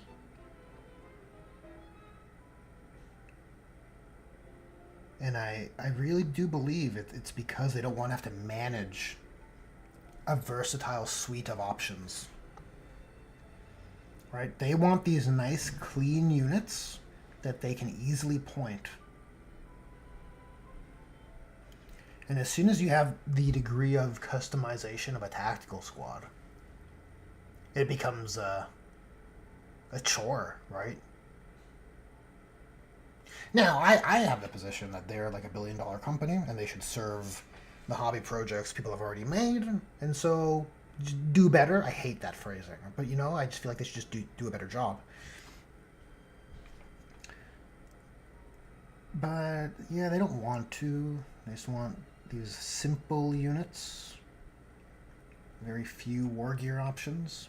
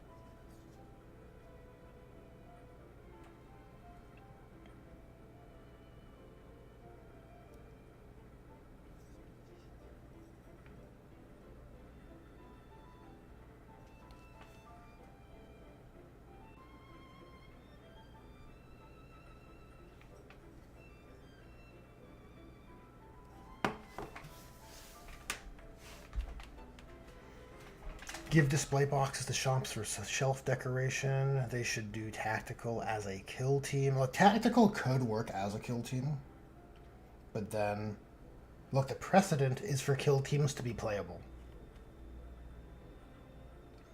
Look, if they do tactical as a kill team, it'll just be a fixed loadout, just framed as nostalgia bait. That's what I think. I don't think you'll have your options. Because, look, Uncle Will, you seem more teched into Kill Team than I am personally. Does Kill Team have war gear options per model? I feel like the operatives' loadouts are fixed and you're switching operatives. Right?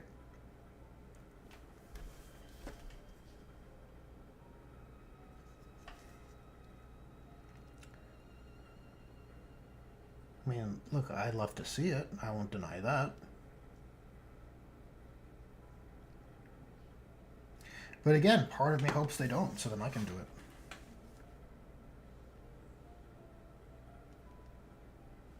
In fact, if GW puts tactical squads to Legends, which is a rumor I heard for 11th, that would poise a video of mine very well.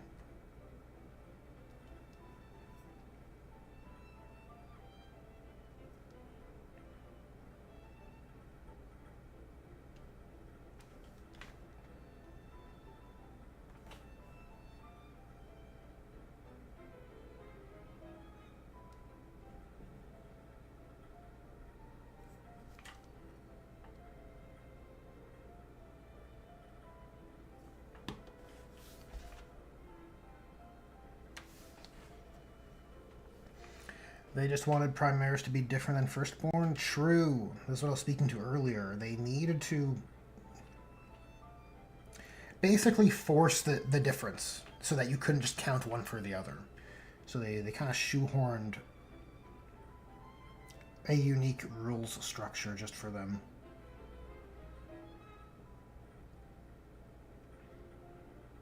Even going so far as to say your Firstborn Marines are 1 wound babies. And real Space Marines have 2 wounds.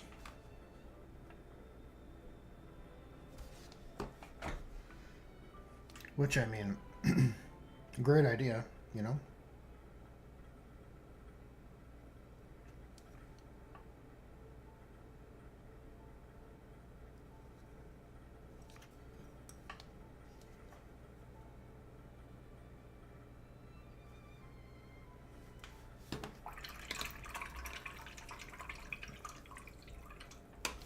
Molotov Kraken. How's it going? Kill Team not being the highly customizable Your Dudes game is bizarre to me. I agree, that is one element of New Kill Team I dislike. Well, look, it's. Dare I say, guys, I'm noticing a trend in the GW rules writing. The core rules, and I feel this way about Kill Team, and this is what I've been not preaching, but this is what I've been repeatedly saying as we're going through these 11th edition rules analyses. I'm liking the core rules a lot. But boy, the faction rules and lack of player expression with options is dissatisfying. Greatly dissatisfying. Yeah, Kill Team. Kill Team was so awesome when it was more like Mordheim. Now, it didn't play as well, but you still could have kept your customization, right? But GW likes to sell rules based on the specific products they sell. Or sorry, they like to make rules relating to the specific products they sell. I mean, this guy's looking solid.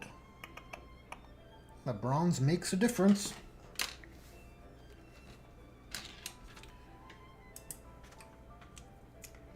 Certainly makes a difference.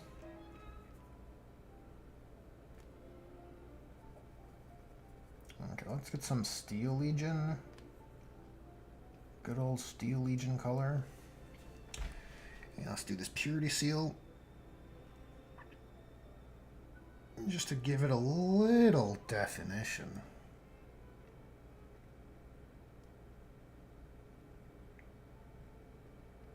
And then when I do the blue contrast over the wax, if we get a little overspill, it's no big deal.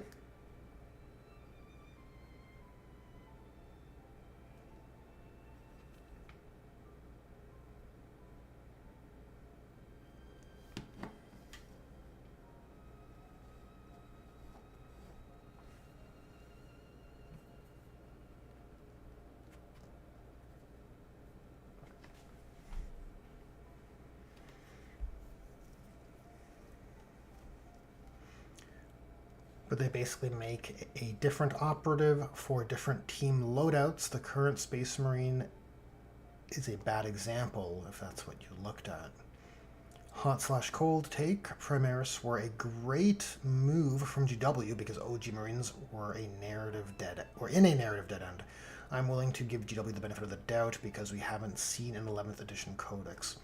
That's where I'm at, Auramite. I want to see what the 11th edition codex is. Well, mostly from my faction flavor point of view. A narrative dead end. I think we could have had our cake and ate it too. Well, let me finish. Let me read more what you're saying. Narrative dead end is good. It's 40k, not 41st millennium. It's not good when it prevents you from releasing new and original unit designs. The lore is in service to the tabletop, not the other way around. Right, okay, I see what you're saying, Auramite. Because I do think... I do like the addition of Phobos and Gravis. More Phobos than Gravis, because I think I could have lived without Gravis perfectly fine. I think Phobos does add... It kind of rounds out the tactical edge that certain chapters would like to lean into a bit better than the standard power armor. So I think you gain more from it, is what I'm saying.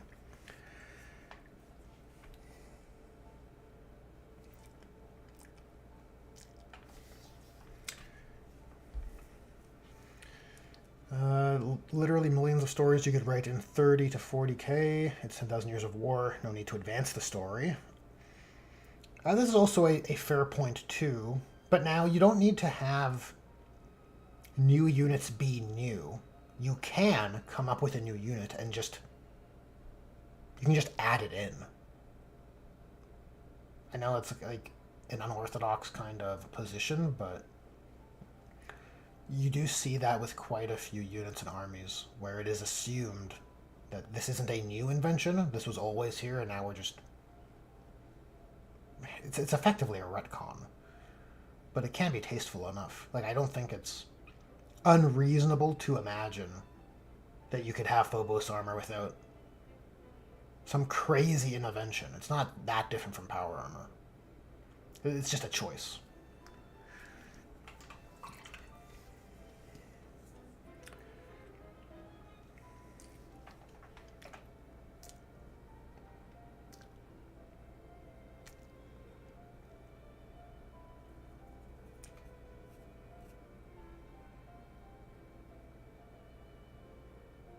They did that with Centurions, and the outcry was notable. Well, like, in fairness to Centurions, they look lame, okay? It's like, it's a bad, it's not the coolest, it's not the best looking sculpt. I'll put it that way, right? I don't want to be uncharitable. They're like too modern to be charming for how derpy they look, so it's unfortunate. It's not a great aesthetic. I think the proportions are... I think the heads are too big for one, which is a trend you'd see in older Marines as well. Perhaps a technological limitation, right? We dug up an STC, done. Yeah, look, that's... Yeah, that's actually the easiest. That's actually, like, funny how easy that is. They ended up doing Horus Heresy Rescale anyway. People would have bought new stuff. Yep, exactly. New STC is fine with advancing timelines. Primaris range refresh is fine. Doesn't need new lore. We just need new models of the same old units. Yeah, I agree. Well, with the exception of Phobos. I think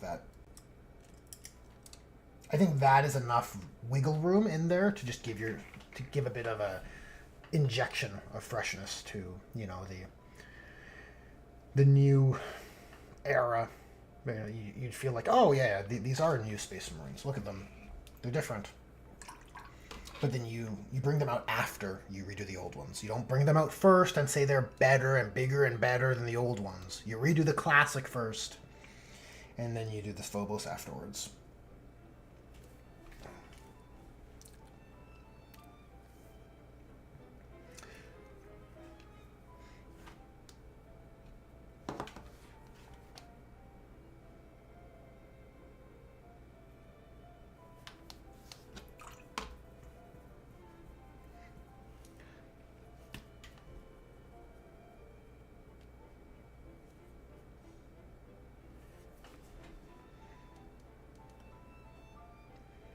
Build up more whites.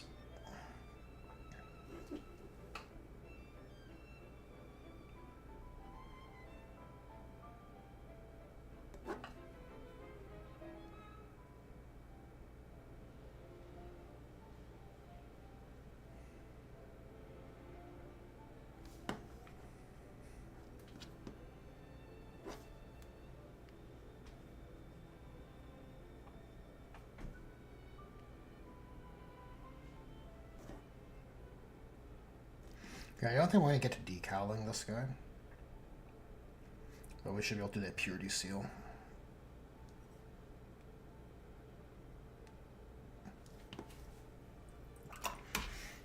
But I do like how lively chat is. That's pretty cool.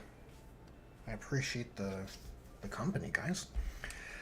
I do think people are overly resistant to change. We have to account for rosy retrospection, because the impression we got of the hobby when we were young has a hold over our opinions. Fair point. Blade Guard and Eradicators are uniquely Primaris and both look awesome. Yeah, Eradicators are a much more tasteful implementation of Gravis, as are Heavy Intercessors, though not in the battle line role. I think they should be exclusively for heavy weapon teams. Specialist heavy weapon teams is how I'm thinking of approaching them in my own little rules mod / addition project. But I think Phobos can work as a battle line squad, right? Like a recon unit. It could also be a scouting type unit too. But Blade Guard, hell yeah. Blade Guard would effectively just be company veterans with a specific loadout, right? So if it was up to me, I would prefer a just a veteran kit. And you can kind of load them out how you like. Maybe you have two, right? Maybe you have one for Blade Guard in air quotes, and that is your versatile melee option set.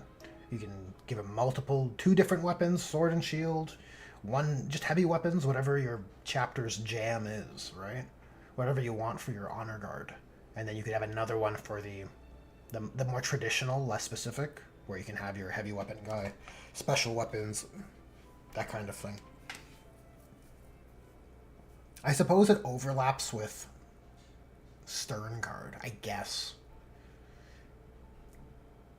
So you know what? Maybe not. Maybe you just have Blade Guard and you treat it as a dedicated Honor Guard type unit. For the melee enthusiasts. I'm hoping that Bolter and Melt Eradicators are a single datasheet in the next codex. I doubt it, Auramite. I doubt it, dude, because you can't... If every unit must have an ability, you know, and then it becomes an annoying thing. Unless you combine the abilities and then say, if they're all Bolters, they have this ability. But if they're all Melta, you have this ability. Which I think is also cringe.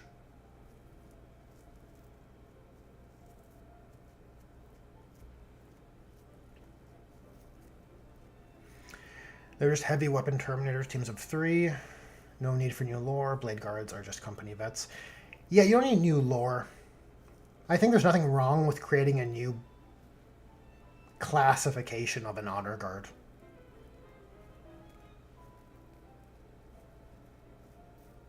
Just calling them Blade Guard or whatever. It's fine.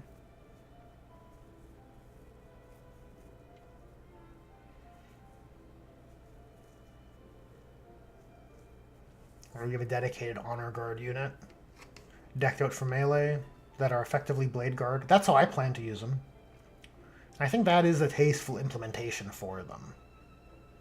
Because you need to respect Stern Guard and Vanguard veterans, very specialized veteran units. Then your company veteran unit should exist. And that would be your versatile Build-A-Bear. But I think there's another niche that Blade Guard can serve with respect to Honor Guards.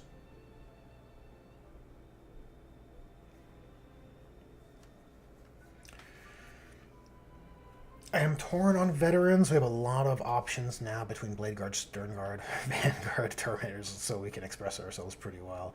Yeah. I was thinking of Eliminators when I said snipers. They all sound alike. That's fair. The Scorpius tanks have different abilities based on what turret you choose. It's cringe, but it's better. Yeah, look, it is better. But the problem is, then you have to change their points. And I don't think GW wants to manage war gear on points. Maybe you missed that part of the stream when I was making that point. Pun not intended. But I feel like they have a design incentive to make points and update management as easy as possible. And I think that's what's informing their rule structure. For better or worse on the narrative side. Just make it as easy as possible to manage points and all of this for competitive play, because the beast they've created demands it. And so I suspect they'll be different on points, because they may not be the same value.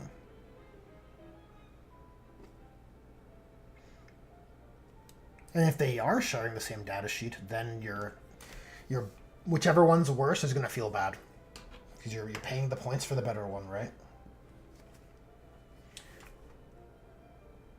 Well, they did say they're going to add points back in. So maybe that's a position or a good example of where they could add this limited point variance on war gear options. Yeah, I could see that. I could definitely see that.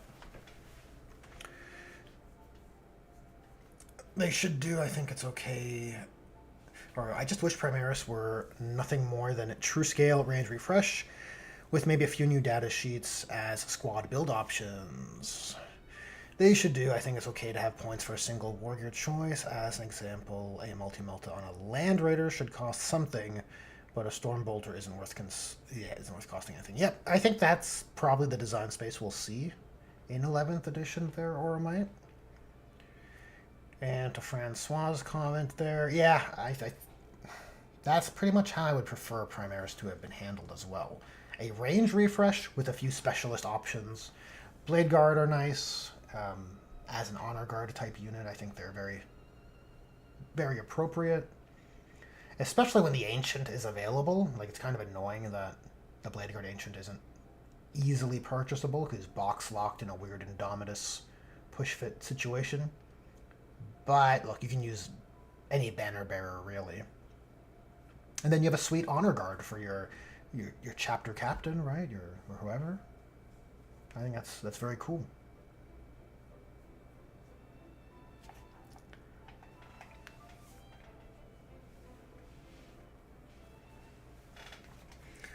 One last thing I would say about Primaris, we should move on from complaining because it's been 10 years almost. Adding points will let them make certain weapons legit upgrades rather than all side grades and failing at it. Yeah, look, I was hopeful on the side grades for weapon options, but you need to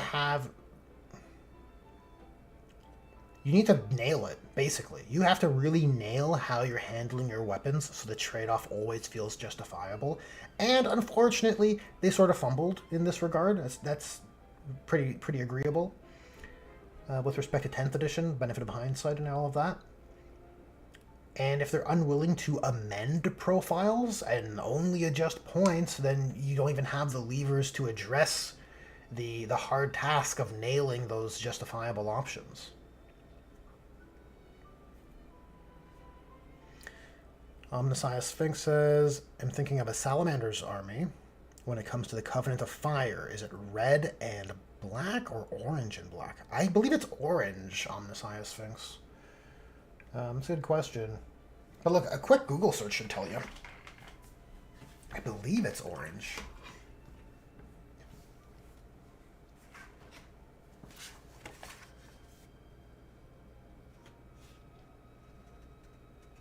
I was checking the data sheet to see if there was any decals for them. You can use Wordbearer's decals. Heresy. Or maybe they all have... Let me see here.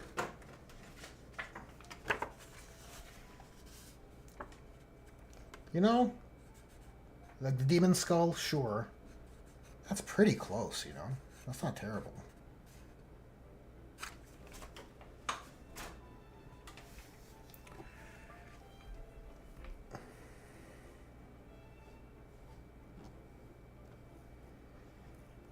Don't care, been playing 40k almost 40 years. Primaris are still new to 40k. I'll put the Loyalist Space Marine chapter when Horus Heresy does Mark 7. I legit play out of nostalgia. I'm not very interested in 40k. That doesn't trigger it. That's fair. Man, do you think Horus Heresy will do Mark 7? I feel like they're running from Heresy armor. And like, why? Is there a reason? Like, I feel like that's the best looking armor. It's called Heresy armor. It perplexes me.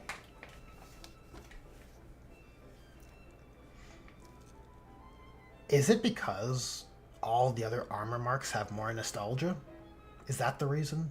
And they're just chasing nostalgia with the Horus Heresy?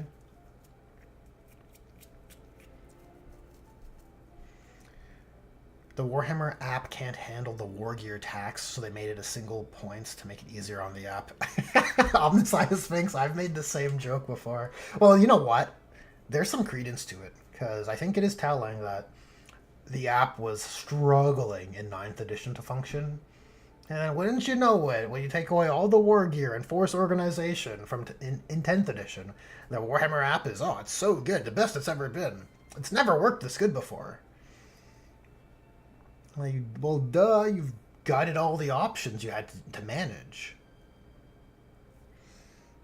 It's funny. Very funny to me.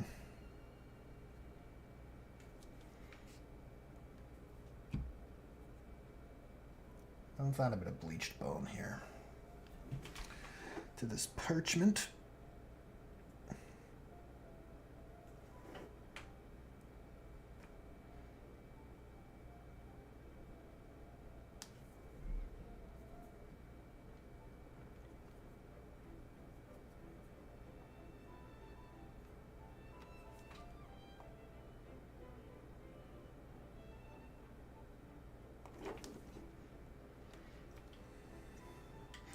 Lazy coding, says Omniscience Sphinx. Yeah, probably.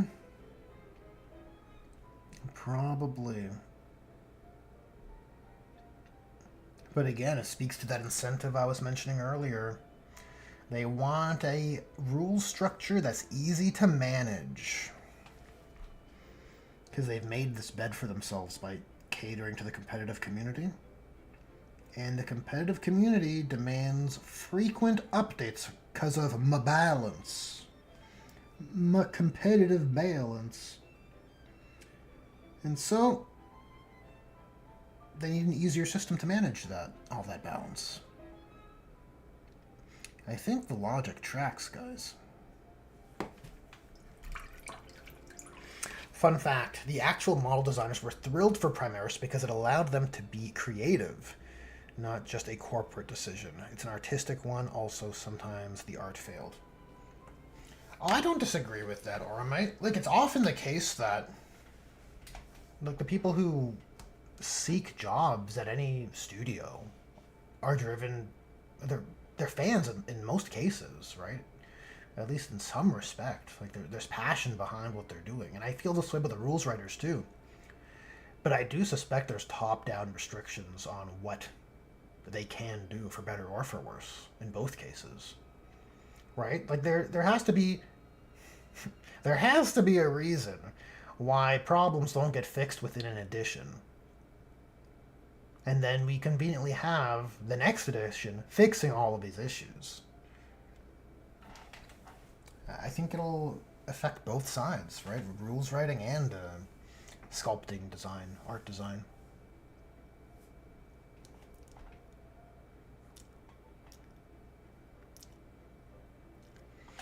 As for creative, the models have no bling.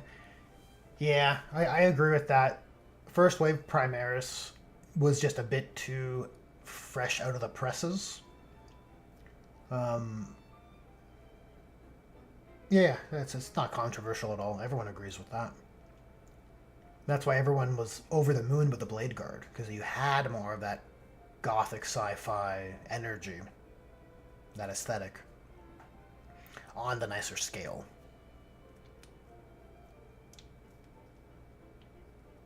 And that's part of the reason why I think the new Intercessors are... It's another reason why the new Intercessors are a welcome addition, because you're getting more of that armor mark variation. Granted, it's only on helmets, but even just having helmet variation is a big deal, guys. It goes a long way when you have helmet variation and torso variation.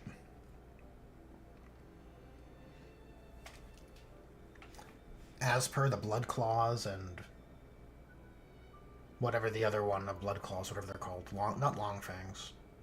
Grey Hunters.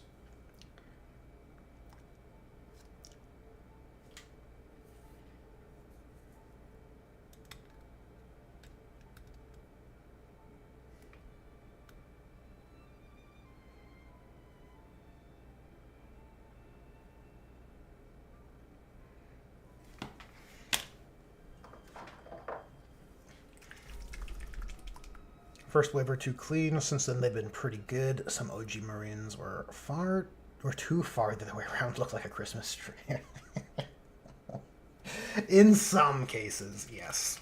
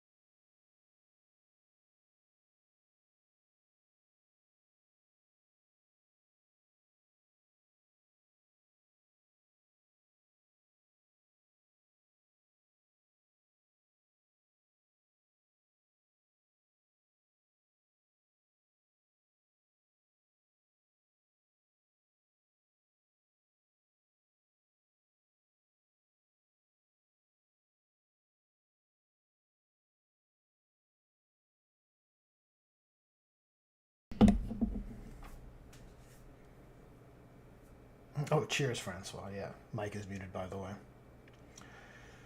Let's see here. Oh, look, we've been going for 3 hours, guys.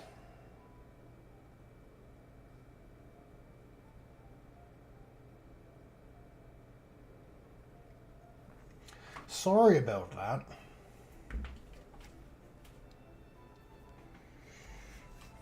Look, I'm very happy to see chat being lively. I won't lie to you guys. It does feel good. It makes these streams feel worthwhile, you know? Conversations are being had. Ideas are being articulated. It's pretty good.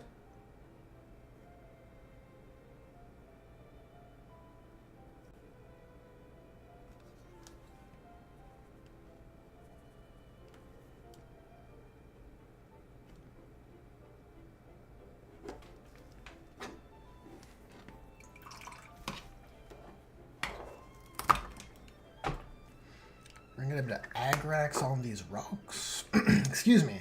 A bit of Agrax Earthshade on the rocks.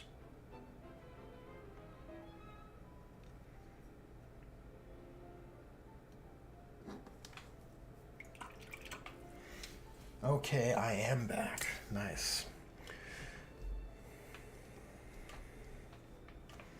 Don't worry, guys. In 20 years, we'll get Neo Primaris Marines Mark 11 Interdiction Squad.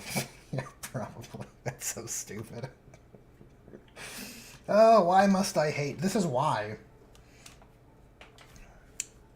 You know, Northern Exile talks about this a lot, but I do feel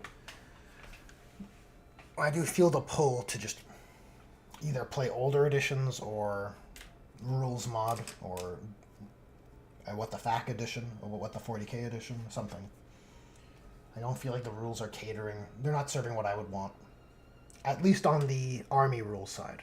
Look, I'll give 11th the benefit of the doubt until we see the codexes. And then I'll truly decide if it's like, can I get away with a rules mod? I would like to just do a rules mod over 11th core rules rather than write a rule set from the ground up. It's just way more work.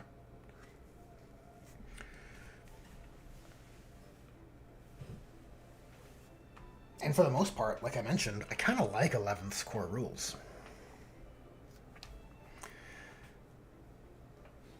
You can count on me to tip you off on the audio. Cheers for that, dude. Much appreciated.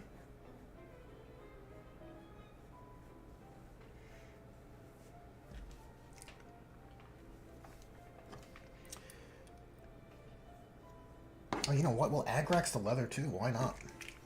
Why not? Wait, what color is this?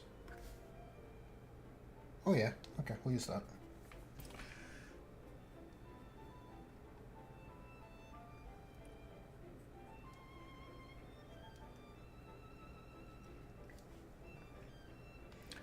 Nothing wrong with non-fancy techniques, you know?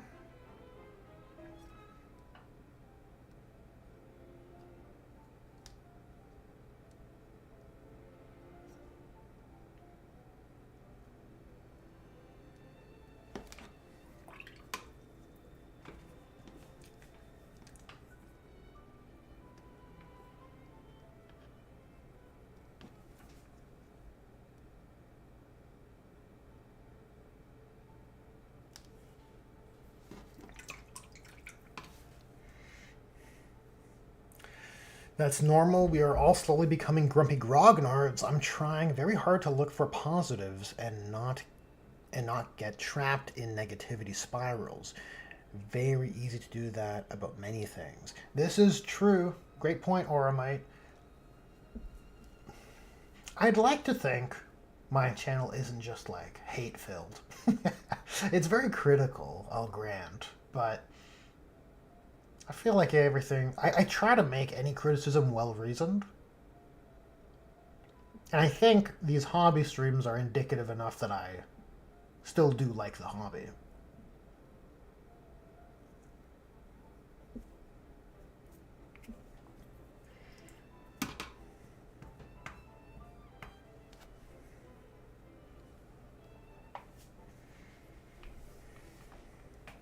I think giving normal chapters the experimental Deathwatch war gear, and then giving Deathwatch new gear would be a cool way to push new Space Marines.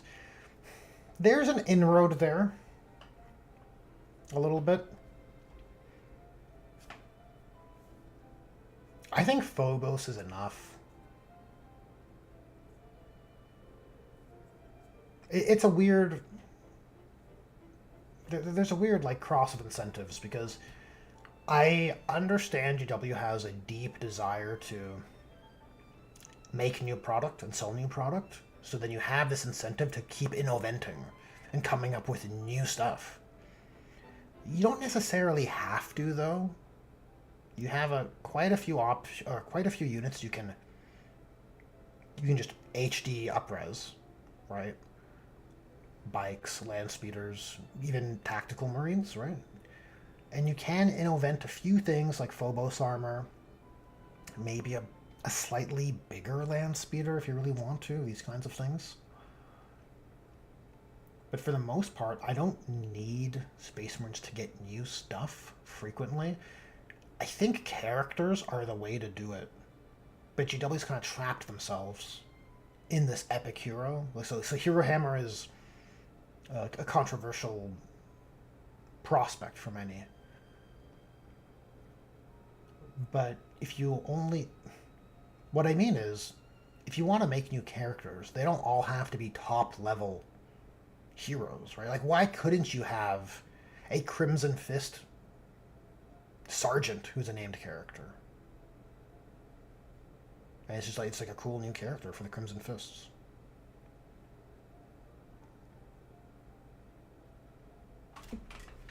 Right? Like, that cool, I forget her name, even though I own the model and painted her, but that cool Bealtan sniper chick. Right? Now, that's a Legends unit, but you see where I'm going with this? You could have non-top level named characters. There's interesting sculpts as products to sell. I guess the problem with named characters is you only have one. It's, you know what? We found ourselves in a rule structure that's servicing greater monetization for GW. That's what it is. That's just this. That's what it is, guys. Look, it's just what it is. We can't help it. It all comes down to this.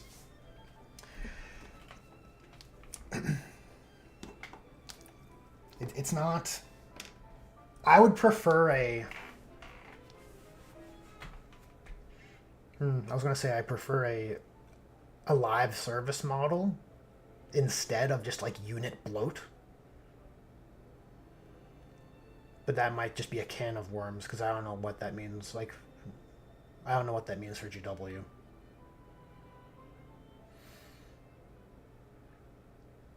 They could take a live service model to do like gross stuff with it, I'm sure. The same way they've like warped the current model.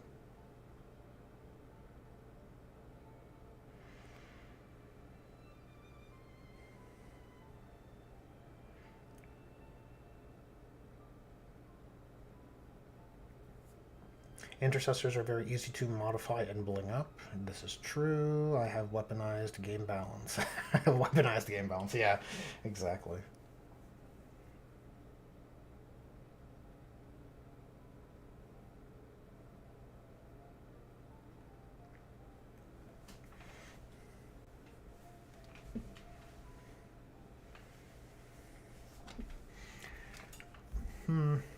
Uncle Will there has a point. It's not just the bling, it's the perfectly matching armor. Shoulder pads, arms, and helmets are the easiest avenue.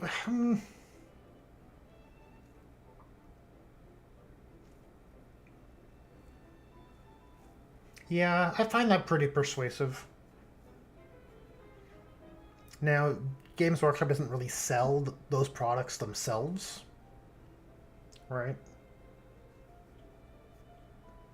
But if they did, I think you'd have a lot of people buying them.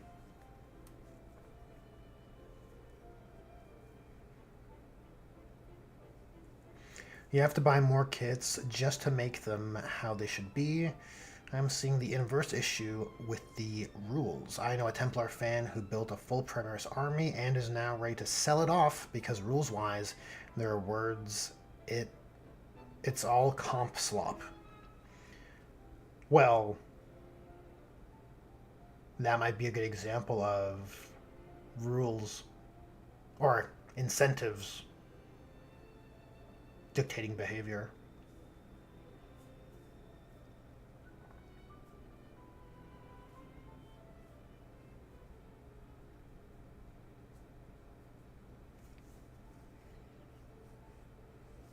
Customizing your models has always carried an extra cost.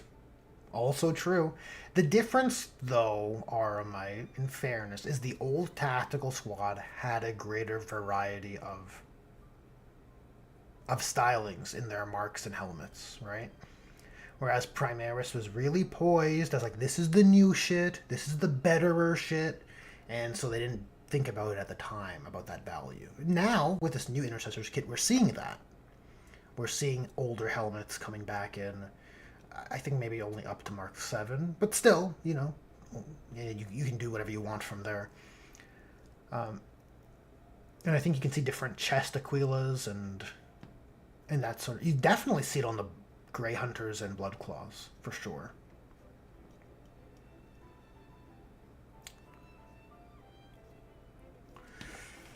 Interesting conversation, guys. Interesting conversation.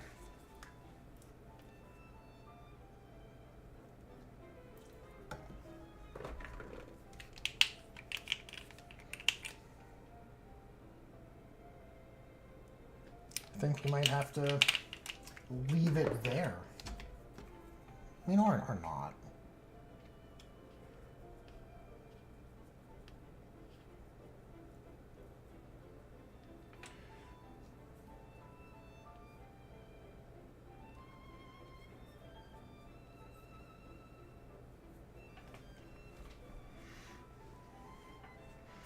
I like saving up for Mark 6 helmets from different kits to make all my Ravenwing Assault Marine Speakies. Valid. I absolutely agree the old Tac Squad was a more customizable kit. Let's wait to see how the new Intercessor kit, that might be released in 11th. They won't need 30 bolt rifles on the Get the fuck out of here. Yeah, they won't. Oh, yeah, that's where we were. I can't believe that. I mean, I believe it because I built a fair few, but my god. I think you'll have that real estate used for Sergeant Warrior options, if I'm honest. I suspect it'll be like the Blood Claws kit, right? I think it'll be just like that. You'll have quite a few helmet options, maybe a few more, just because you don't have to account for the amount of unhelmeted heads, because I think the Space Wolves like to offer enough unhelmeted heads to have everybody unhelmeted. But yeah, for the most part, I think it'll be like the Blood Claws. You'll have your special weapons in there based on the Primaris options that are standard at this point. You probably have a Thunderhammer, Power Fist, Sword, Chainsword. Yeah, you probably have those options. And then an auxiliary grenade launcher, and then a random mishmash of different bolt rifle types, which is the right way to do it. I think the 30 different bolt rifle types was a mistake. I think it was just a short-sighted design choice to make Primaris Intercessors feel very different than tactical Intercessors. Or, sorry, tactical Marines. There's like, oh, they're all about their specialist bolt guns. And it's better than your average bolt gun. It's almost like their Stern Guard. I think they were trying to lean into this kind of bolter specialization for Intercessors. And at the time, they just did not want you to have it. They wanted to really discourage you from taking your tactical Marines, and using them as Intercessors. I think that's what informed that design choice. Because if there's 3 variants of bolt rifle, it's definitely a different thing than a bolt gun, right? Completely different. Each one has its own rules and unique tactical affordances.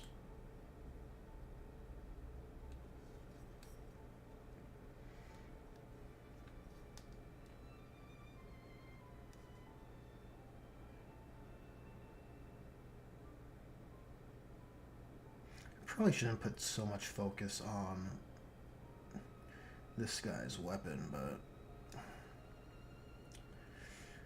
you know, I'm kind of like Spider-Man in that way. This is my curse, you know.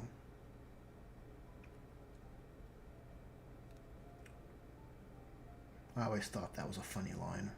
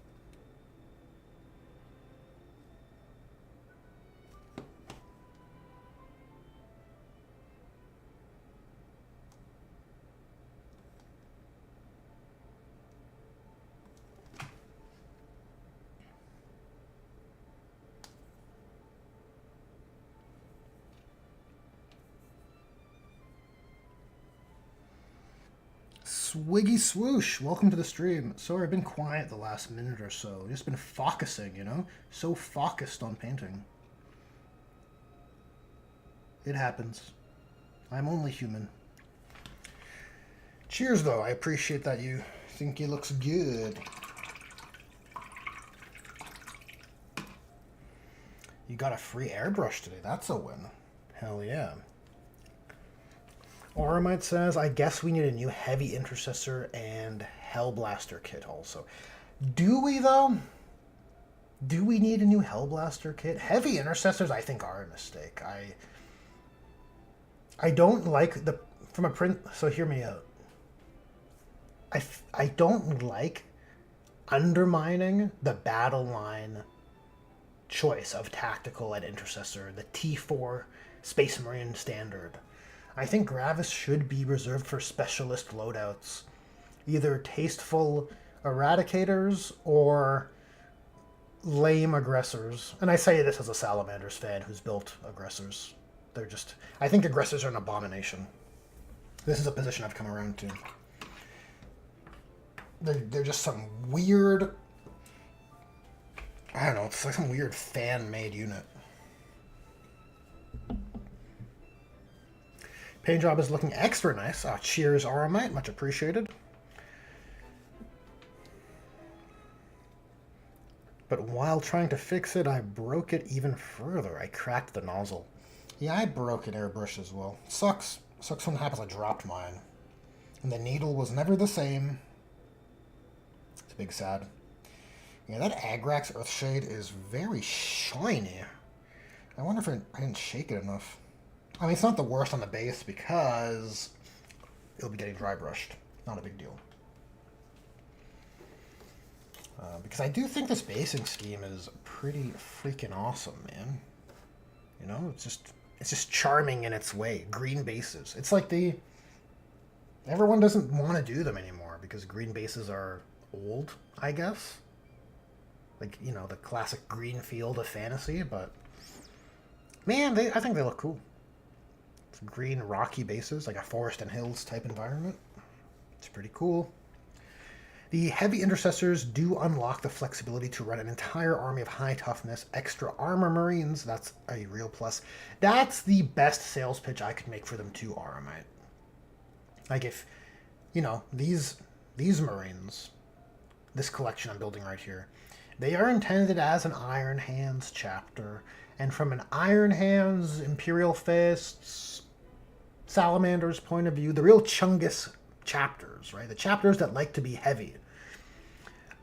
I think it makes sense to have that option.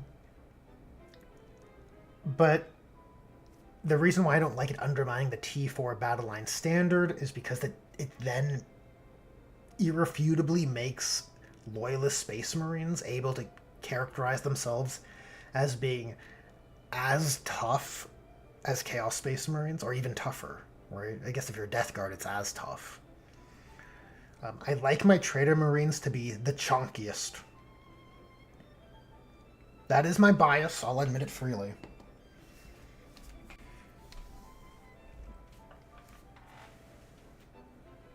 They should return Infiltrators and Incursors to battle line so you can do a full Phobos army. I'm fine with that, right? Because I think, like I mentioned that preference of mine earlier in the stream today. It's Phobos gives a lot more to the tactical edge of Space Marines for the chapters that want to be a bit quicker on their feet. White Scar. I mean, White Scars would probably lean into bikes anyways, but Raven Guard especially.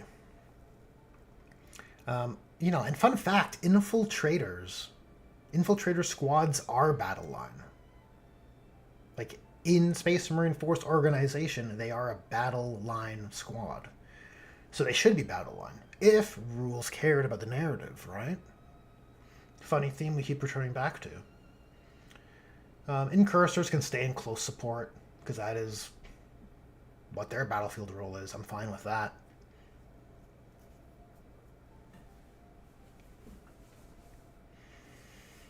Can the heavy intercessors jump into Impulsor?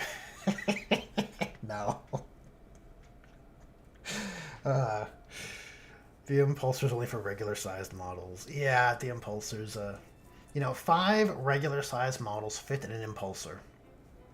But somehow, 10 Plague Marines fit into a Rhino. It's weird. So weird. Wait, you can also use AOSCs of Sigmar decals on your Space Marine chapter symbol. Look, you can do anything you want with your models, swiggity swoosh. This chapter symbol is from a chapter called Guardians of the Abyss, which are an Iron Hand successor chapter that uses this style of symbol as their chapter badge. So this is a, in lore, I guess, technically, chapter. It's not a strict homebrew, but you're free to do whatever you want with your models and call them whatever you want. It's a chapter that was, I think, highlighted in a White Dwarf. But other than that, there's not much around them. Other than that, they are Iron Hand successors, and that's their symbol.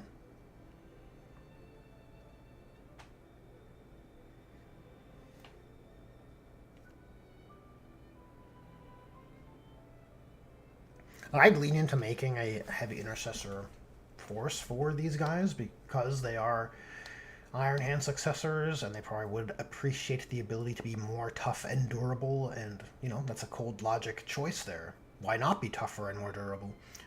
However, because this collection is leaning into Space Marines in a force org structure, which I would like to see. More of a classic return to form. I don't want heavy intercessors in the battlefield role, or the battle line role. I think heavy Gravis armor should be for specialist heavy squads. Kind of like Havocs, but Chaos got there through, I guess, warp magic. I think Phobos are a serious upgrade on scout armor, and different scout datasheets could be a thing, but they don't need new lore, or to be a separate thing from scout squads. They could have just turned scouts into Phobos, but see, the problem is, I think scouts are like a paradox. Like, I just don't think you should be sending them to the front lines, right? A narrative scouting scenario is just not well articulated by the tabletop's game design. It just isn't, right? Unless you're doing a very specific narrative scenario, it doesn't come across that way. They always feel out of place. Because the gameplay we're abstracting almost always is like an epic heart of a battle. So scouts always feel awkward. I wouldn't want them to just be replaced by scouts. I think if you did replace scouts with Phobos, people would hate them because they are replacing something they like. I think that's a factor. And so I'm fine with a 8th edition or a hashtag a new 40k innovation being Phobos armor. I think it's very serviceable. Very serviceable. Ormite says, I think Scout lore is really bad. True. True. I just can't square the circle, man. I can't square it. This idea that you're sending the future of your chapter into the heart of these deadly scenarios to die. I think they work really well in narrative scenarios, like what's that book in Horus Heresy? Pharos? The one with the scouts and the Night Lords on Ultramar, or not on Ultramar, on Sotha. I think that's like the best use of scouts. They're not sent to the heart of these dire war zones. They're used in like just for intel gathering in controlled circumstances, and if they find an enemy, it's kind of like a dicey thing, and they get out of there quick.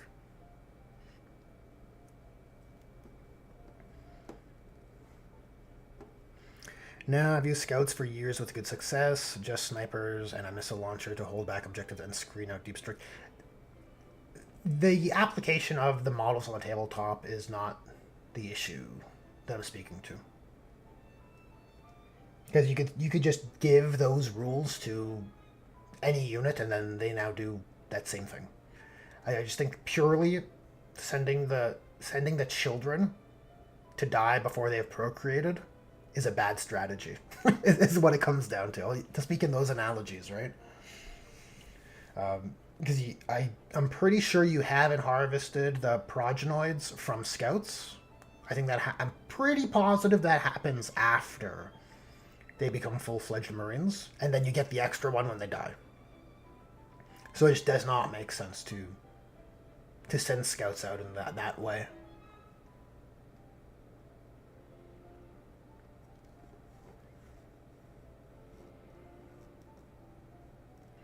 Making lab abominations from Rat Ogre. It's going to take a while to get rid of all the fur. Jeez. Yeah, you'll be standing for days there, Molotov Kraken.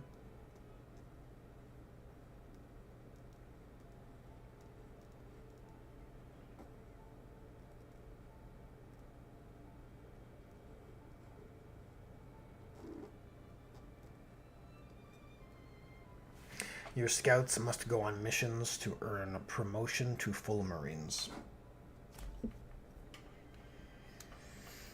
That is something to consider.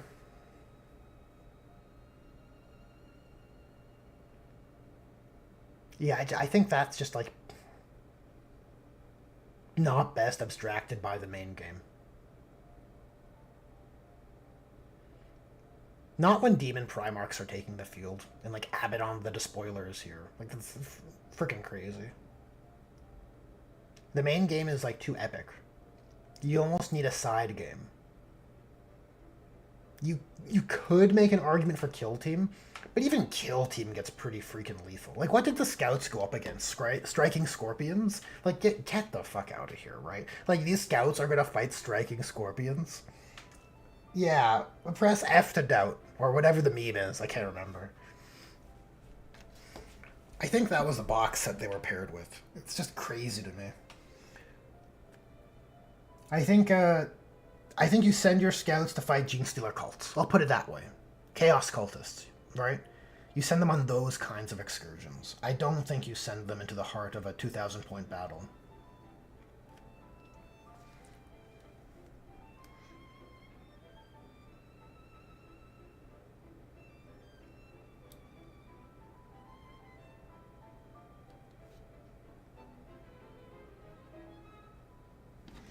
So I think these shoulder pads are basically wide enough.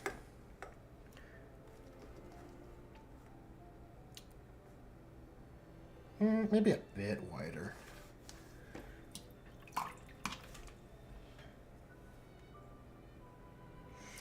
Fabius needs his spawn and obliterator proxies from somewhere. True. They aren't meant to be the frontline troops, and you don't want rookies as full battle brothers. Chaos Knights are marching towards us, and Grunt has taken the field to send the scouts with their knives. Get out of here. Yeah, that's kind of my position on it. It's like, yeah, send the scouts with their knives. That's a beautiful quote. Fuck, I wish I could like pin that or something. That's so funny. They're just too humble, man. They're too humble. They need to be sent into like GSC infested areas to scout out like the hive entrances and like how they operate, those kinds of scenarios. Like a bit lower stakes. Chaos cultists, okay, I'm cool with that too. Yeah, not against like striking scorpions. It's crazy to me.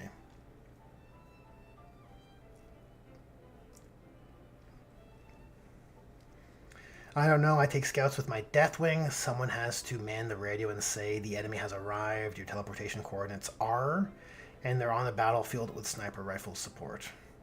I think if you were sending your scouts into the heart of the battle, you were using them wrong. I agree. I agree with that, Uncle Will. But I think the heart of the battle is the game. I don't think it doesn't make it better with the Nemesis dudes now. Scouts going against the Defiler. It does make sense for Black Templars, though. I don't know. I mean, Black Templars, the Crusader squad makes it a little easier. And Black Templars have a bit more narrative leeway to be a bit less practical.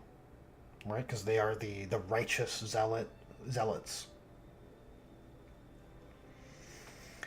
What do you mean using them wrong? They infiltrate and are a cheap unit that works as a roadblock. I don't play Space Marines, so what do I know? Fire the scouts into the hive ship. The 90s board game demands it. Yeah, maybe. Maybe.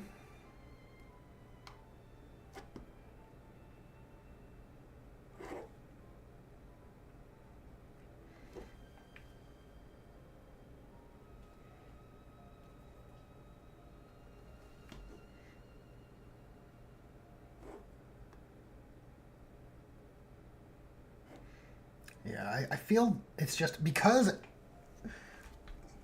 most 40k battles are so power gamey. Like everyone's making choices for the most potent shit, generally speaking. It just feels like such a deadly environment to use scouts. Maybe if we had Force Org, where power gaming choices are a bit more tempered, then you can make an easier case for scouts, because then you might have an early game of scouts just fighting against, I don't know, infiltrating cultists or something like this, right? And then you have like a little tasteful round one engagement, but with the way things are, scouts are a little... They just feel too important. Too important to infiltrate so close to the enemy.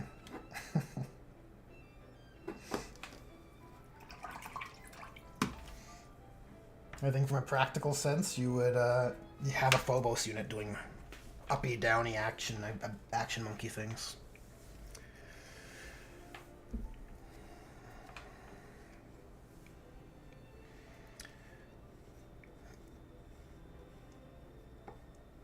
That's using them wrong. It just gives your enemy something to charge and springboard off of. Screen against deep strike with 4 sniper rifles and a 48-inch missile launcher. I guess you can get at least one gene seed back from them, but not the two you would from older Marines. Yeah, that's kind of my sense on it, Uncle Will. Advanced Space Crusade knew the prime use of skulls was fighting Tyranid warriors in hive ships. What could go wrong? What could go wrong, exactly. Yeah, that also sounds terribly deadly. Look, send them after cultists, I'm telling you guys.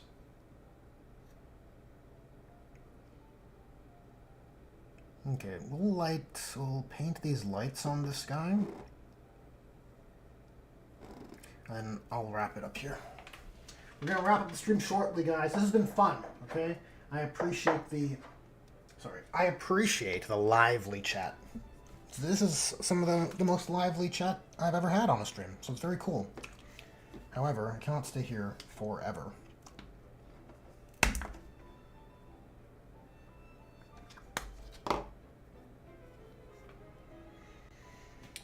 Okay, so water down this ball of red and see where that leaves us.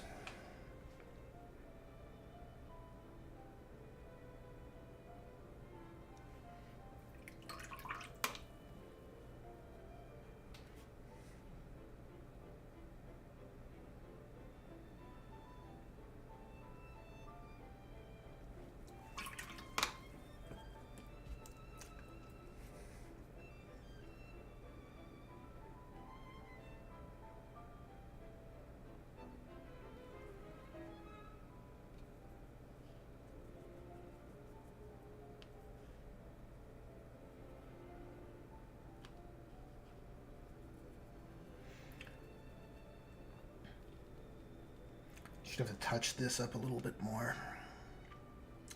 It's too stark.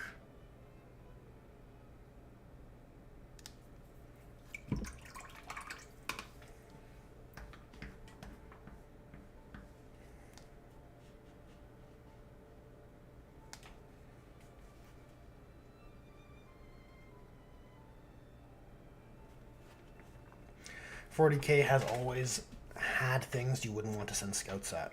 I agree. Yeah, that's why I've always found them to be weird. I love the narrative of them. Like that Horus Heresy book I was mentioning.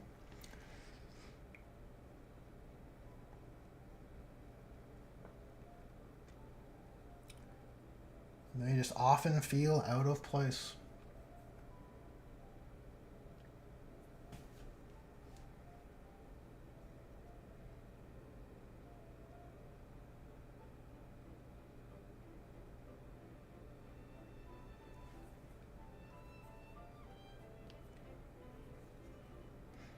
I'll paint these lights a little bright red.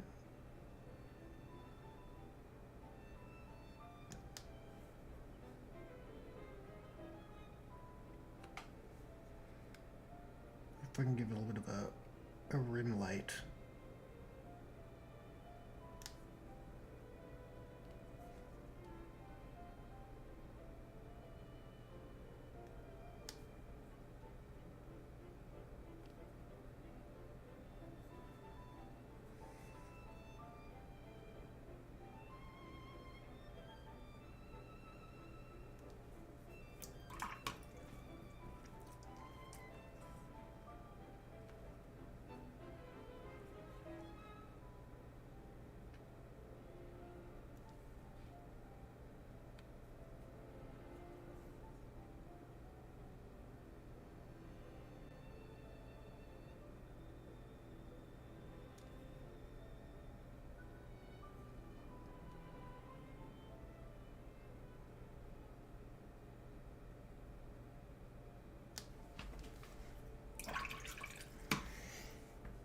Scouts are extremely rare, 1 in 1,000 recruits, decades to train.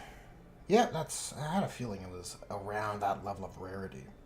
And Oromite, I would presume that would be a compatible Gene Seed chapter. Are those numbers more evocative of Ultramarines? Or some of the less stable Gene Seeds?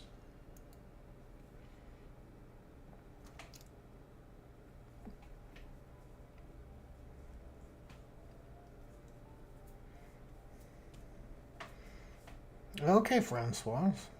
Fair point, fair point. I appreciate that clarification. In either case, my understanding is it's still relatively rare to even be a successful neophyte.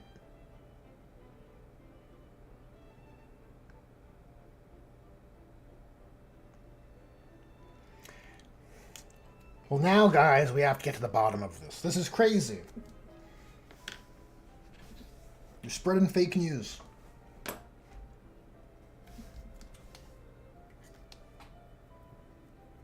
What am I to believe?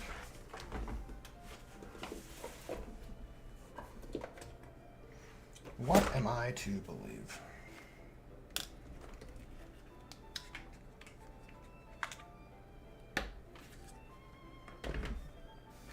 Now I'm wondering if this is all just a ploy to make me stay on stream longer.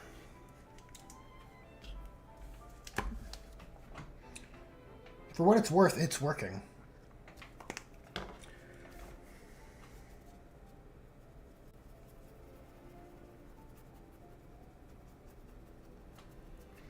How often your chapter fields scouts is a matter of lore.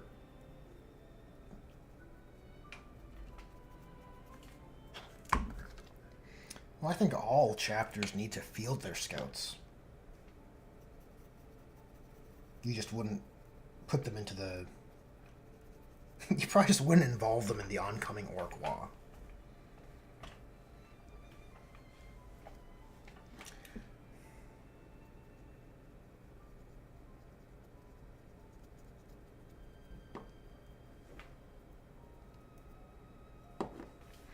Man, this brush is cursed. Might be time to throw this one in the bin.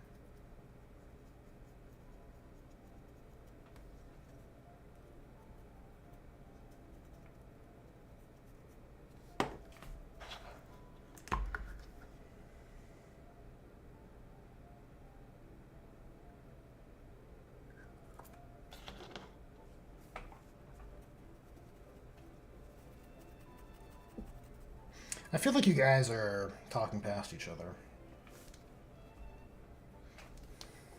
Text-based communication is prone to miscommunication, okay?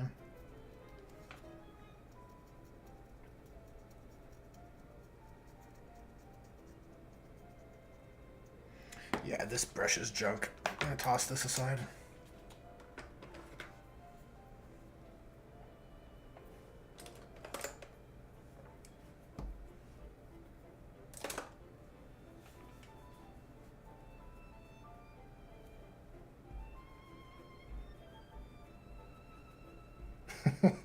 Francois, nice.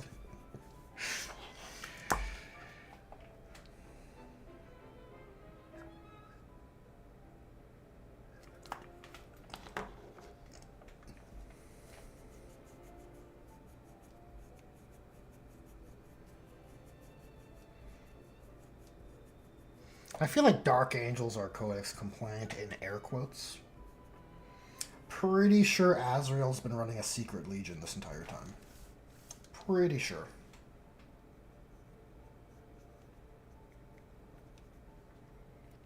Just a hunch.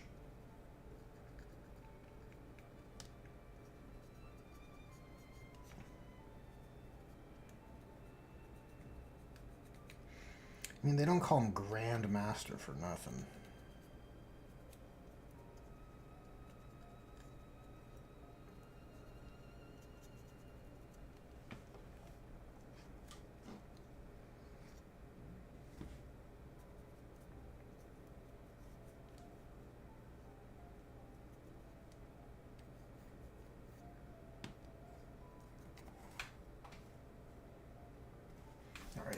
Who would have thought the dry brush would dry brush better?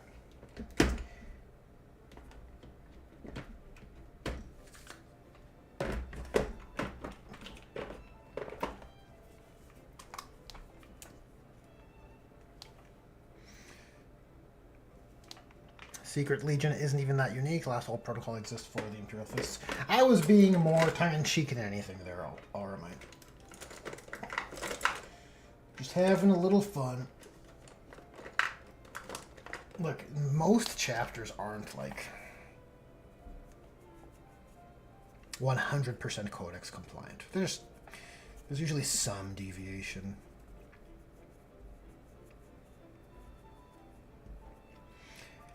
And if, depending on how far we want to delve into new 40k lore, it gets even more squirrely.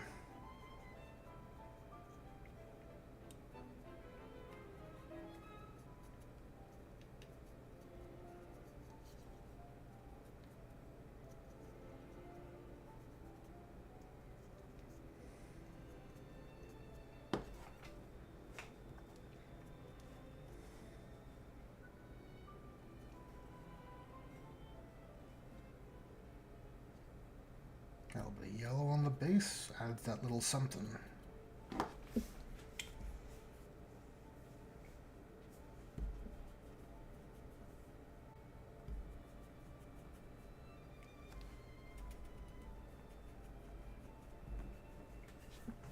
Okay, 2 more dry brush passes and turning off the stream for real, okay? I swear.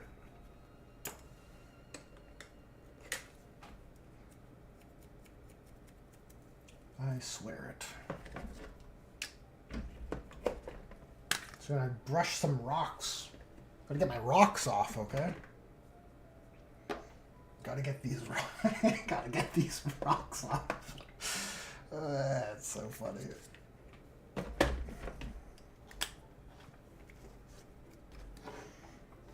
It's funny because the Ultramarines are not Codex compliant, and they have 12 companies and units that exist outside of company structure. Yep.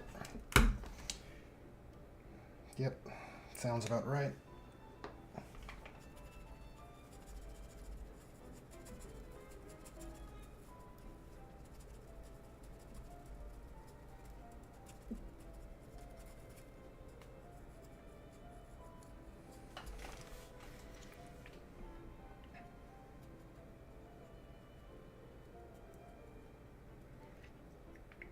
That should soften the gloss on those rocks.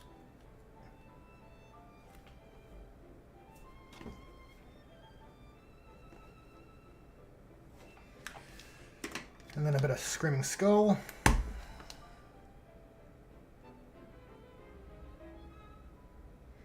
Oh, speaking of Primarchs returning. Yeah, Primarchs returning. Tomorrow's video will be a discussion about Guilliman returning and what happens next. If the Grimdark Therapy boys could have their way.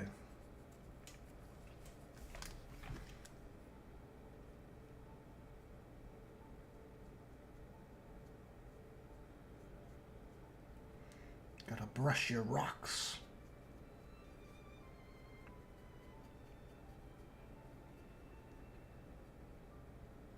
Gotta brush your rocks so they look like rocks.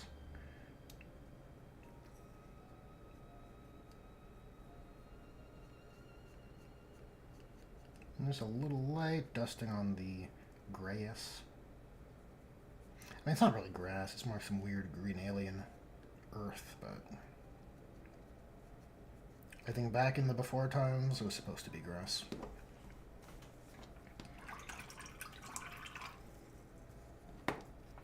Could be like an astroturf type grass. See, so look, we have a... Let me replace this guy. We have the pre-sculpted Kill Team bases and the self-made sand and glue and cork bases. I think it works fairly well.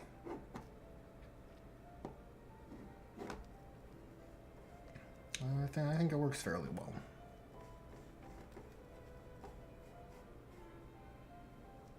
All right, guys, look. This was a very lively Hobby Hang stream, so I greatly appreciate everyone who stuck it out and shared in the hobby camaraderie. As always, special thanks to channel members and patrons and all of that. Everyone who supports the channel makes a big difference. And with that, I'll catch you guys on the next one. Maybe hobby stream tomorrow, depending on how my playtest goes. We'll see. But with that, I'll catch you guys in the next one.